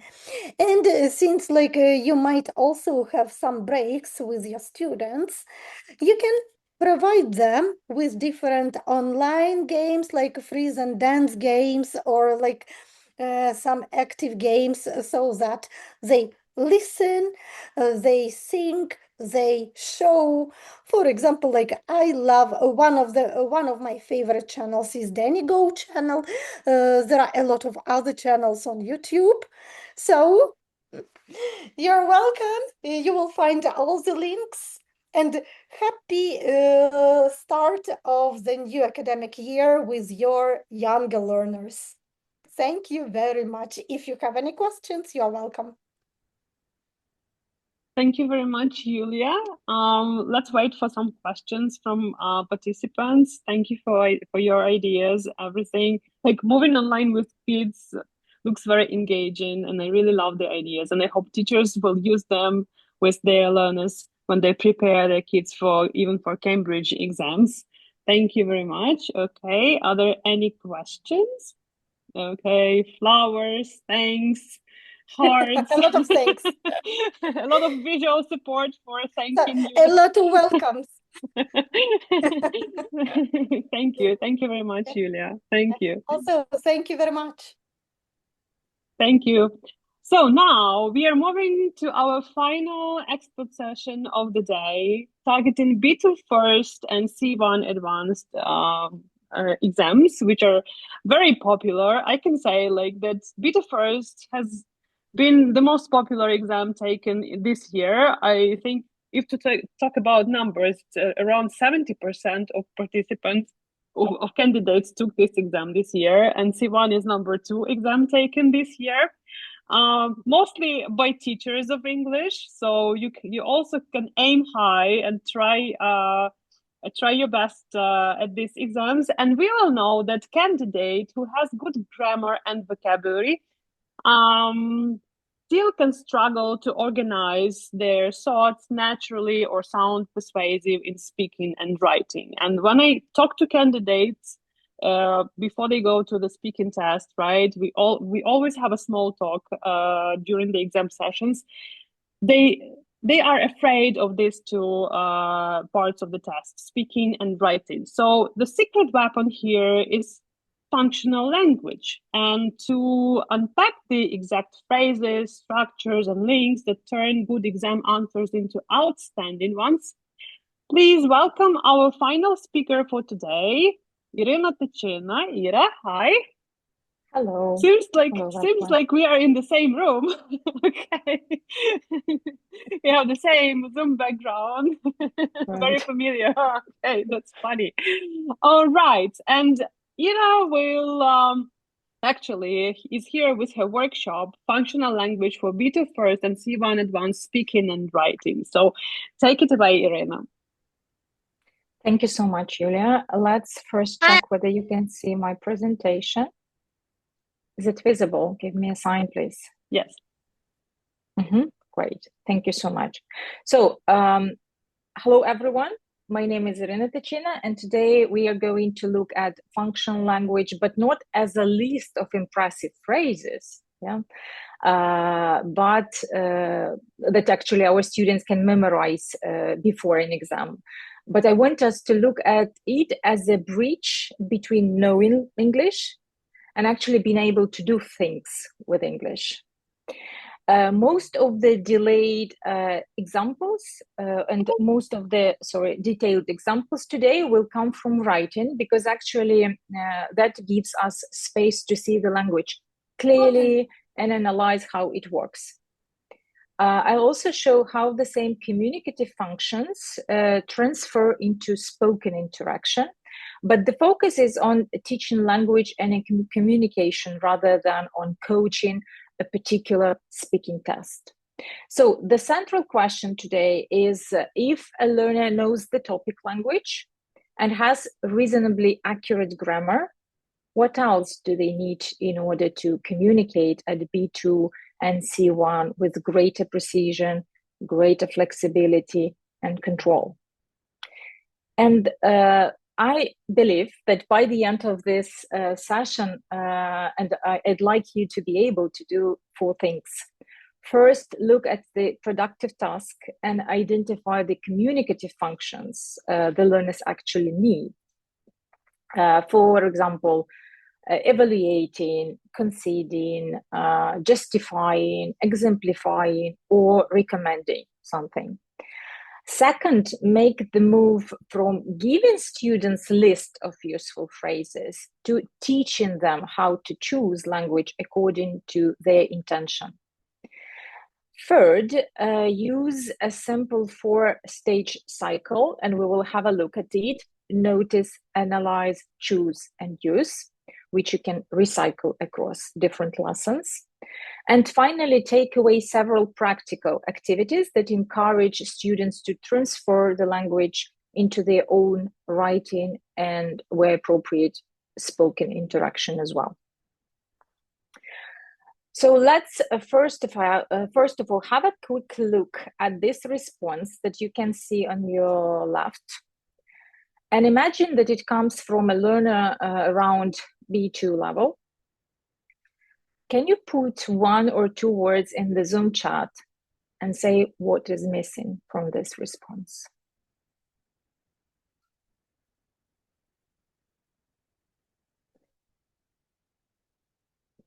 Context, okay. Reason and example.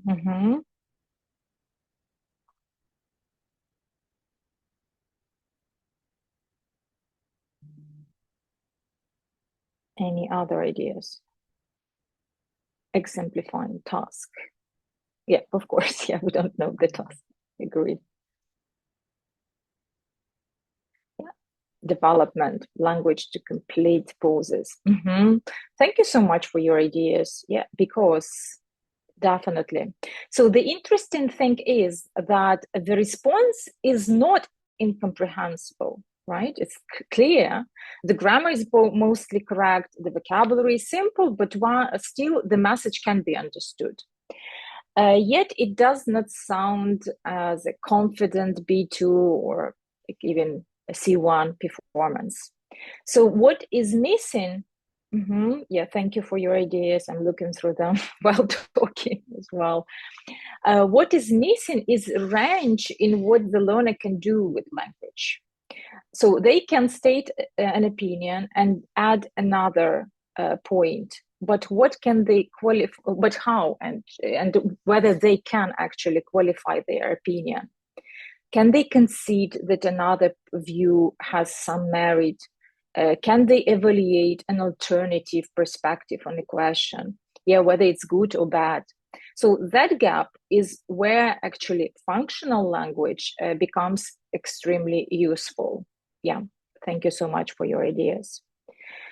And at B2 and C1, productive communication asks learners to do much more than just name things, right? Or produce correct sentences. They need to take some position. They need to compare possibilities. They need to justify their decisions, qualify claims, evaluate ideas, concede a point, recommend, organize a message so that the reader or a listener, yeah, depending whether it's writing or speaking, can follow it.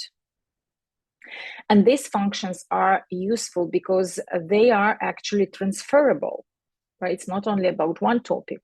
The topic may change from education to transport to technology, but the need to justify, the need to compare or to qualify remains. So functional language can give students reusable communicative resources rather than isolated topic-specific sentences to remember. And this is actually the distinction I would make explicit and clear with learners, because topic language answers the question, what I'm talking about, right? If the topic is urban, for example, transport, as you can see, students may need congestion, public transport, emissions, and infrastructure. But functional language answers a bit different question. What I am doing with the language, what I'm doing with the idea. Am I evaluating it? Am I providing my opinion, explaining why it matters, comparing it with another idea, and so on.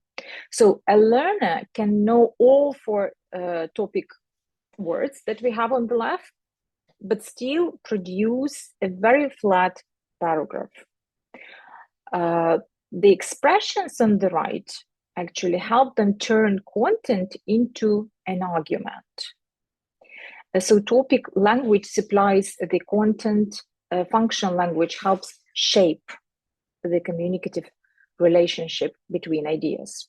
So that's why we need functional language to help them, even though they have good level of vocabulary and grammar. And here is the first planning principle. So first of all, we need to start with the task, not with the phrase list. So if we look at this writing task, can you please type, let's say, 2 verbs in the Zoom chat describing what the learners need to do communicatively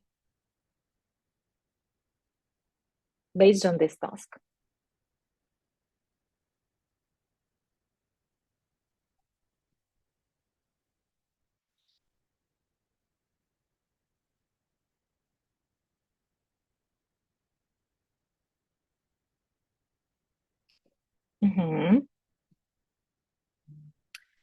Choose and reason. Okay, answer the question.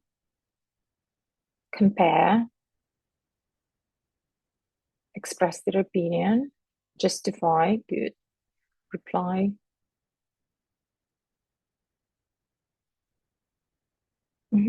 Yeah, thank you so much. Conclude. Reply. Interact. We might get, yeah, I agree with you. We might get, you can see possible on this answers on the board. We might get compare, explain, evaluate, right? You are justify, prioritize, and recommend. Like recommend your opinion. Yeah, you were absolutely right. So that actually gives us a much stronger basis for selecting language. Instead of deciding that today students need 10 linking words, we identify the communicative demand of the task and choose a small amount of this language that helps them meet those demands. This also reduces overload, actually, yeah? And the learner doesn't need every possible expression for giving, for example, opinion. They need the expressions that are useful for the moves they actually have to make in their response. And this is the sequence I recommend when planning. So first task, then function, and then only language. Because very often we start with language. When we see the topic, we start brainstorming different vocabulary, but actually function, we skip very often. If the task requires, say, learners to explain, we need to choose language for explanation. If they need to contrast alternatives, we choose language for contrast. If they need to evaluate, give them evaluative resources. Notice that each expression is attached to a job. This makes the language easier to retrieve later because students are not remembering the whole list. They are remembering a communicative option. Yeah, and that's why it's easier for them to retrieve it later. You can also keep the repertoire deliberately small for students. For example, 2 or 3 good options for each function. Then recycled repeatedly across different topics. And this actually often more useful than a page of 20 expressions students never gain control of. Yeah, because they have a list, but they can't recall it when they need it. And phrases, like the phrase bank, yeah, that we talked about, are not actually useful. They're useful as reference material, just an additional, but the problem is treating exposure as learning. So there are actually several stages between seeing an expression and using it independently. And first, learners collect it. Then they recognize its communicative function. After that, they learn to choose it when it fits their intention, their purpose, where they want to use it. And they need to adapt also it grammatically and stylistically. Only after repeated retrieval, like several times revised, encountering it in different other contexts, does it become part of their productive repertoire, productive language. So after showing a phrase bank, ask yourself, what is the next task? Yeah, what is the next step? If the next task is simply use 5 of these phrases in your writing, let's say, or in your essay, students may insert them mechanically. And very often when we look through the comments of assessors, we can see this term that even though there were a lot of expressions, linking devices, they were used mechanically.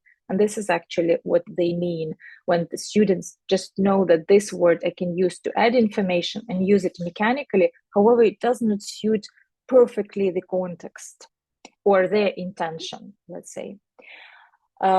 So to avoid this, we want tasks that require choice to encourage them to notice and be able to choose the expressions, functional language that they can control, and that they are in control of this language. A common trap is to present progression as a presenting some fancy phrases, let's say. And you can see on the slide, I think is quite basic one. And I would argue that this is advanced. But actually, we can't treat C1. It's not simply longer language or longer phrase. Yeah, the more important development is choice. So can the learner express a stronger view, a tentative view, or partial agreement, or maybe, I don't know, concession or skepticism? Can they select an expression that matches the strength and interpersonal effect that they want to express? And that's why I would avoid teaching, for example, isolated labels such as this phrase. Remember, it's more sophisticated. It's good for C1 level. Instead, you may give them several phrases and ask them, compare these several options and ask how are they different, which is stronger, or which is appropriate for formal interaction, or which opens space for another viewpoint, so encouraging another person to contribute, for example. So this is a better way to approach the analysis of functional language. And the practical framework that I promised you today for the rest of the session is notice, analyze, choose, and use. So notice means learners encounter the language in a meaningful text or in a meaningful interaction. Analyze, it means that they look beyond translation and explore what the expression is doing, how it is formed, how strong it is, where it fits, and the context it fits. So choose means they discriminate between alternatives according to their communicative intention. And use means they retrieve the language in their own production. So the same cycle actually can be recycled across different genres, across different topics. It doesn't have to be a 4-stage lesson every time over a course, for example. So it doesn't mean that it's a lesson framework, but at the different levels, we can actually emphasize different stages. For example, noticing, because we see very good expressions. For example, even let's say in reading, when we exploit the text after completing the exam task. And let's try actually and practice the first stage. I mean, notice. I give you about 30 seconds to read this paragraph. And can you type the phrases in the chat that is doing communicative work here in this sentence. It's not topic language, but functional language. Okay. Use chat, please, to share while.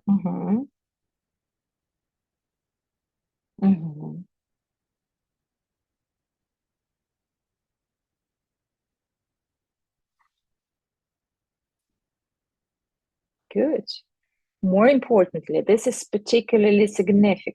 While, for this reason, more important for that, yeah, you're on the same page. Great. So one more question.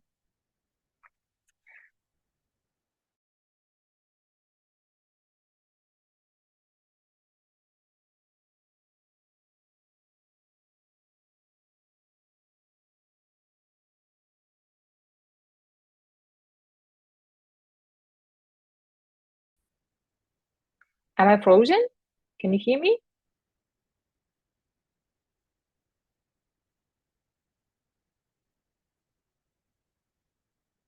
Okay, great. Happy. There's no internet issues are there. Yeah. So then the question was what each phrase is doing. Like, what is the function of each phrase? You noted down above the phrases. Can you write the function?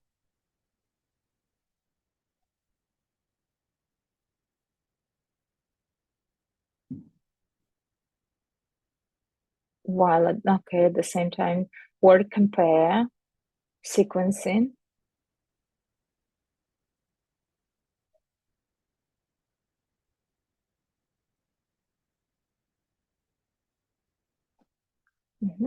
Okay, while you're typing, I want to highlight that, you see, even at the noticing stage, this begins to shift attention away from interesting vocabulary. Yeah, we do not just notice interesting vocabulary, but we try to notice communicative function already.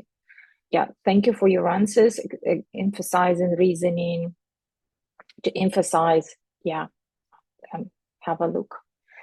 Right, you are. So while sets up concession and contrast, at least in this context, more importantly, tells the reader how to rank the next idea, right? So that it means that the next idea may be even more important. This is particularly significant because combines evaluation, because we highlight significant, with justification, because. For this reason, connects the argument to a consequence or maybe recommendation, yeah, because further we expect it. So the key point is that noticing should not stop only at highlighting the phrases. Students should notice the function, the context, yeah, the words and phrases that are around, and ideally even the grammatical pattern, yeah, what follows this phrase. And this gives the expression more retrieval cues later. So this is what helps them to choose the appropriate one based on all this grammatical patterns, context, and so on, and analysis.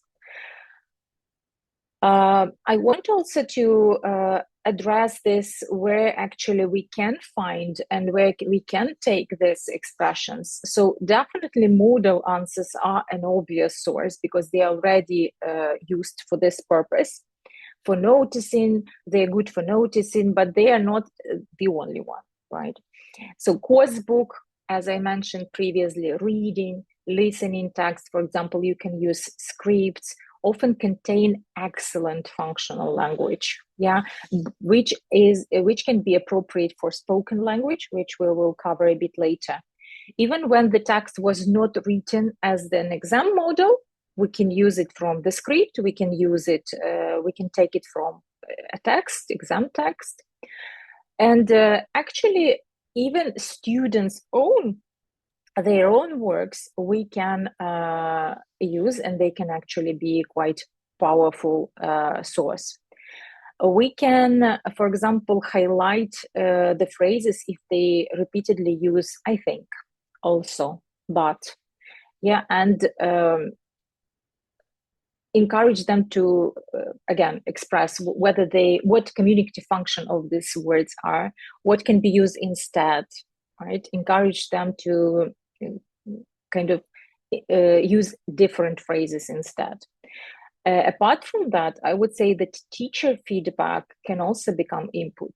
So instead of simply like replacing and saying like, this is not a good phrase for, let's say B2, sorry, or C1 level, we can offer two alternatives to our students and label the difference. So showing them that one is more, for example, tentative, or one is more evaluative, or one concedes before disagreeing. So this will be a demonstration, and it's easier for them to build this connection and associations and remember better if it is connected with their pieces of writing. And let's move to another hunt. Yeah, so here we have another activity that is, let's say, I called it a function hunt. Is one of the easiest actually activities to adapt. Instead of just saying underline the linking words in the text, yeah, we can give students communicative categories before, and this will make actually this search more meaningful for them, because they will be looking for the phrases that evaluate. Yeah? And what is important after that is actually the follow-up. We can ask which functions appear repeatedly, so which are absent, for example, which expressions are transferable to another topics. And this actually moves the activity from simple recognition towards discourse awareness and recycling. So they will be more aware of the function of these phrases rather than just highlighting the phrases and remembering them. We can also use color coding. For example, we can use for concession, contrast, one color. Like always, green, for example, let's say that it will be always for contrast, or I don't know, evaluation can be blue all the time. And this will also help them to build this visual map of functional repertoire, and they can build up and they can develop further. Let's move to another activity, and let's make this noticing slightly more demanding.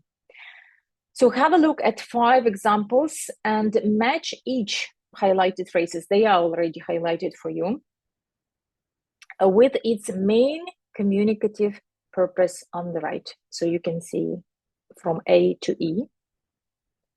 You can simply type one and the letter.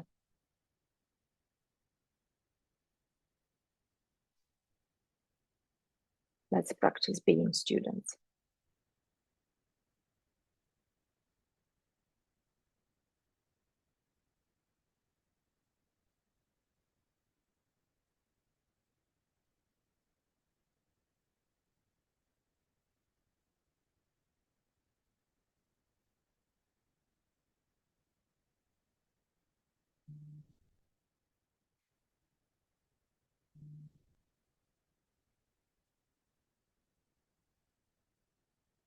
Okay. Great. 5E, 2A, perfect. 1B, 2C. So we have difference 2A, 3C, D, E. Great. Yeah. Absolutely. So that's an obvious task. Yeah. For thank you for your answers. This is a very obvious task. Yeah, like matching expressions with functions. But then I'm actually more interested in how we know this. For example, if you look at number 1, this is largely because. So it's good. Now we are going to analyze, and this is what I would recommend, encourage your students to do as well, to notice. So this is largely because. So you see, it introduces the reason for the problem mentioned immediately before it. So the clue isn't just the word because, but it's a relationship between 2 sentences: problem, explanation. You see? So we go deeper here. For example, in number 2, admittedly, it introduces something that the writer accepts as true. As we see, free public transport would be expensive. But then we get, however, followed by the writer's main counter-argument. So the pattern is acknowledge a limitation, redirect the argument. That is our clue that admittedly is functioning as concession here. For example, number 3, it is interesting because we have both measures could help, followed by but a more convincing argument is. So here the writer is not simply adding another point. They are weighing 2 possibilities and assigning greater value to one of them. That is evaluation. In number 4, the clue comes afterwards. Those with young children. And the expression particularly beneficial for actually allows the writer to specify who benefits most. And finally, in number 5, the first sentence presents a benefit of working from home, nevertheless introduces a limitation that pulls the argument in a different direction, in another direction. So we have positive point and then counterpoint. And this is why context actually matters when we teach functional language. Not only just noticing the function, but also analyze how it works in context. I don't particularly want students to memorize that, like, nevertheless equals counter-argument, or admittedly or equals concession. I want them to notice the relationship between these ideas that makes that function visible, and noticeable. And let's take one step further. And could some of these expressions perform in a slightly different context and has a slightly different role? What do you think? I mean, whether admittedly, for example, can be used with different role, not as here we have concession. What do you think? You can use reactions, yes or no. Yeah, absolutely. You're absolutely right.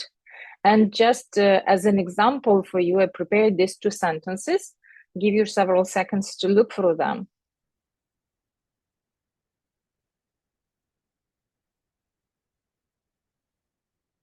So as you see, our first sentence, it's, I acknowledge a weakness in my own argument before moving back to the position I want to support. Yeah, so clearly this is concession. But if we compare it with the second one,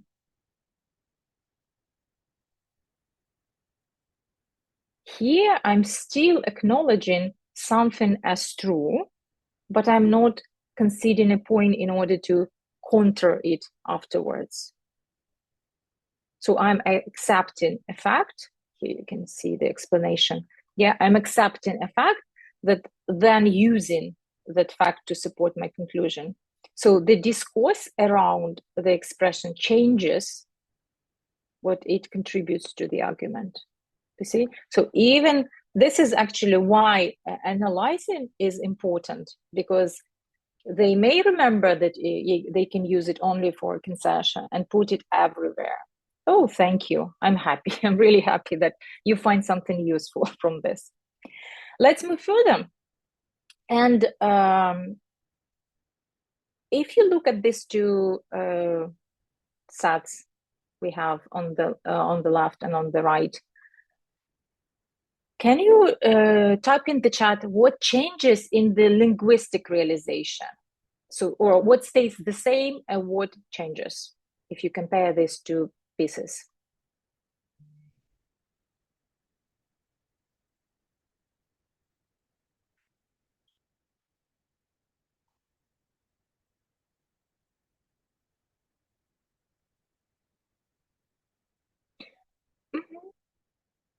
Abstract.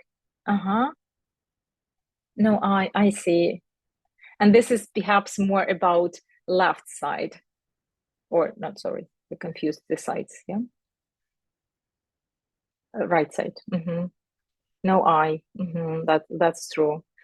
Yeah, generalization. Yeah, so the communicative intention here remains, but spoken interaction is often more immediate, more interpersonal, while formal writing may package the same move, the same intention, but more densely, right? This is useful because it builds transfer. We don't need sometimes just to complete separate like mental banks, yeah, labeled. This is for speaking, this is for writing. We can just build a functional repertoire and then explore how we can use it in different modes, in different register, in different contexts, yeah, whether it's more appropriate for writing or for speaking. Good. And let's move further. And after noticing comes analysis.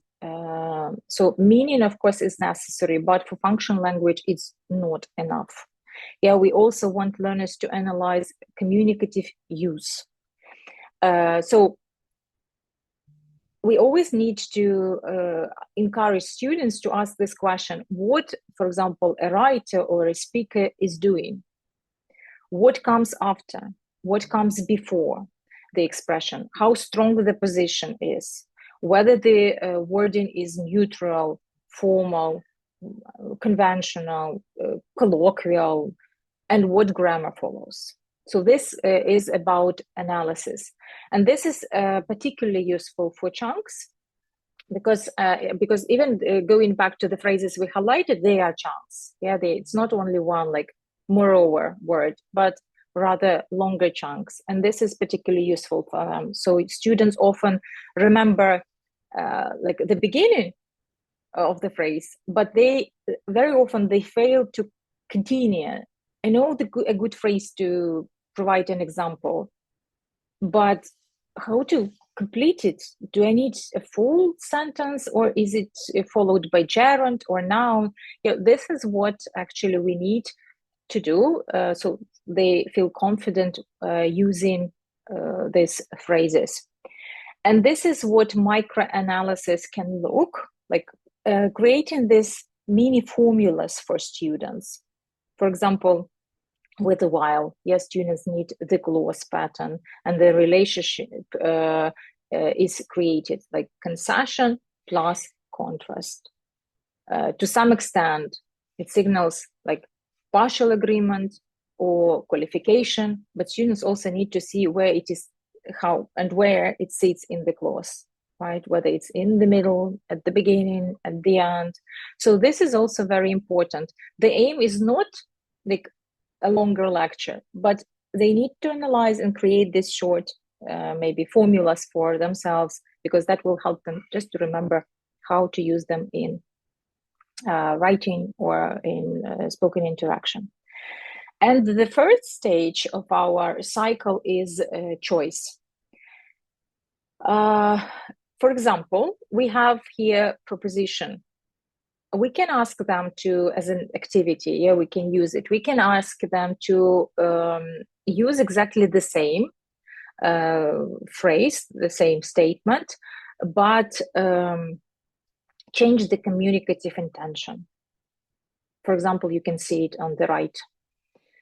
So this actually prevents students from simply retrieving the first opinion phrase that they know, but we can encourage them.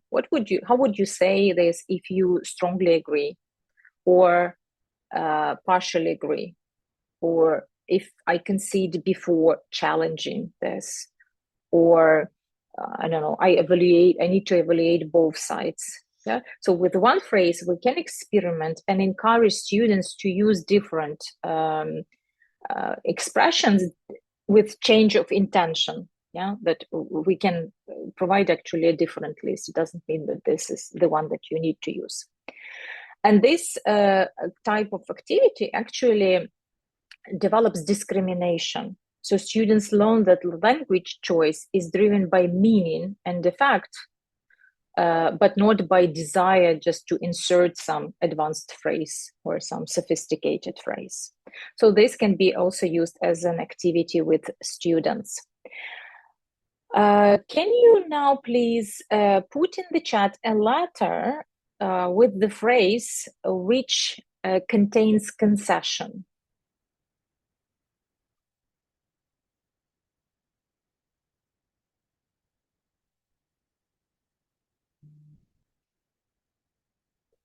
Yeah, clearly concedes flexibility before presenting a counter argument. Agree. What about evaluation?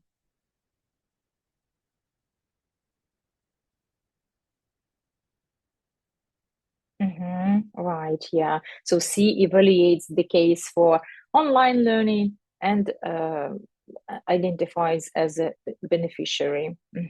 Good. And which is too blunt? I mean, too straightforward in some context. Definitely. Yeah, so even though it is grammatically possible, but communicative effect is maybe a bit categorical, yeah, too direct.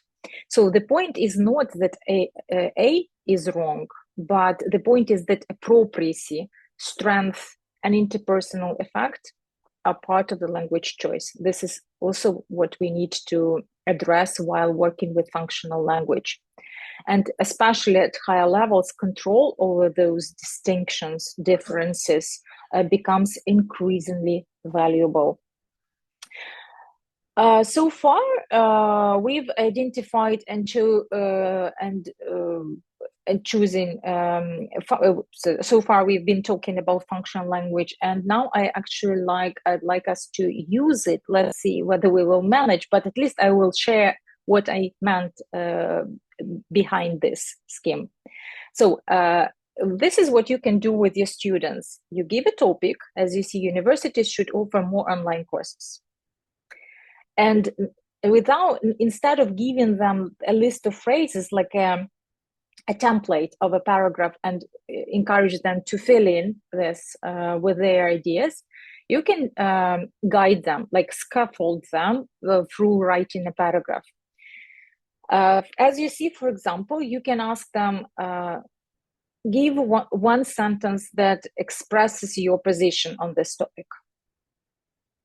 And we expect them to write their position. By the way, it's not necessary that they need to think about some sophisticated vocabulary, just to make it clear. State your position. Okay, then you can ask them, let's take one of this as our starting point, like your position, but now you need to provide a reason. What do you mean by, why? Right, yeah, why universities, for example, should or shouldn't offer more online courses? Absolutely. When they complete, you can ask them, qualify. It becomes even more interesting because they don't simply add another reason, but they introduce a limitation or maybe some condition or alternative perspective. And you can even offer them, like they can use while, although this may not be equally effective for, and absolutely right. The next one is an example, right? So Now let's make the argument even more concrete. Let's add an example. And what is more important, the final one, is evaluation, because this is very often that students miss. And we've given, so since we've given the position, explained it, qualified it, illustrated it, now we want our students to tell why this matters, right? And this is actually how you can scaffold your students through writing a paragraph, simplifying it, and over time you can reduce this, and they will be able actually to produce very decent, well-developed paragraphs and develop their ideas properly as well. Okay, so let me speed up a bit. Yeah, give an example of the answer which a student might produce with this. Yeah, unfortunately, I didn't prepare one, but it can be anything, and you can support then the student by analyzing it. Yeah, what can be used instead, adding some vocabulary and so on. So let me actually wrap up by the idea that this functional skeleton that we've discussed with you can be actually adapted to a different genre, whether you need to write a review, an essay, a report, a proposal. So you can see this like ideas, you only change. Maybe you don't need example in some of them, but this is how you can scaffold and help them with writing, basically, yeah. Okay, so I see, Yulia, you were waiting for me to wrap up. Thank you so much for staying till the end of this session. Thank you for your active participation in the chat. And if you have any questions, you're welcome. Yeah, thank you, Irina, very much for this powerful wrap up to our day that we've spent together with the teachers. I'm sure they have some questions, so we can let you ask questions to Irina. If you have some, type them in the chat box. Actually, we are waiting for them. Thank you very much for being with us today, despite of all of this noise that our neighbors are making today in Kyiv or other places in Ukraine. Okay, so we have a question. Which course book do you find the best for B2 plus C1 teens? Oh, that's a good question, which I can't answer, to be honest, since I'm working with adults mostly. I can definitely say that for, if we talk about exam preparation, yeah, because specifically it was for the focus of the session was for exam preparation, I would recommend we use formula, a B2 formula and C1 formula as well, I believe. But for teens, I assume focus perhaps, but I'm not sure since I'm not an expert in this age category. One more question about... Yeah, it's for C1. It's also formula C1. We use it. And as for IELTS, we have our own course developed by our experts for IELTS preparation. That's why it's not like we can't buy it everywhere. We have our own developed. Yeah, so grade uses their own materials developed by our expert. What I recommend to you is go to our platform, Grade University, and there is a nice course bundle of courses, which consists of 5 courses, and writing is also there. It's how to teach IELTS. You can try it, the demo of the course for free. There are 5 of them, which cover all of the skills. If you are interested in IELTS, by the way, we have that. Yeah. So yes, this is my personal recommendation. Ready for IELTS second edition works fine. Oh, thank you, Vladislav, for this recommendation too. Any more questions? Okay, so it looks like we are coming to the end of the day, actually, and we have reached the final moments of Great Teacher Talks Aim High, and we've covered so much ground today, from building a whole school exam culture, and making writing interactive to project work, AI tools, young learner exams, movement online, and high-level functional language. So a quick reminder from me regarding your certificates and materials. Your certificates of participation, as well as the full recording of today's event and the presentations of speakers, will be sent directly to your email over the coming days. Hopefully tonight, but I do not promise this, so please understand this, because I'm going to leave for the exam sessions tomorrow, and I will do my best to do it before my trip. So on behalf of the entire GRADE team, I want to thank our amazing speakers for sharing their incredible expertise. And most importantly, thank you, teachers, our wonderful audience, school leaders, and all of you who were here with us today. Your dedication to your student success is what drives everything we do. So please go into this new school year inspired, confident, and ready to aim high. And have a fantastic evening, hopefully, if you can. And we will see you very soon. And please stay safe, and bye-bye to everyone.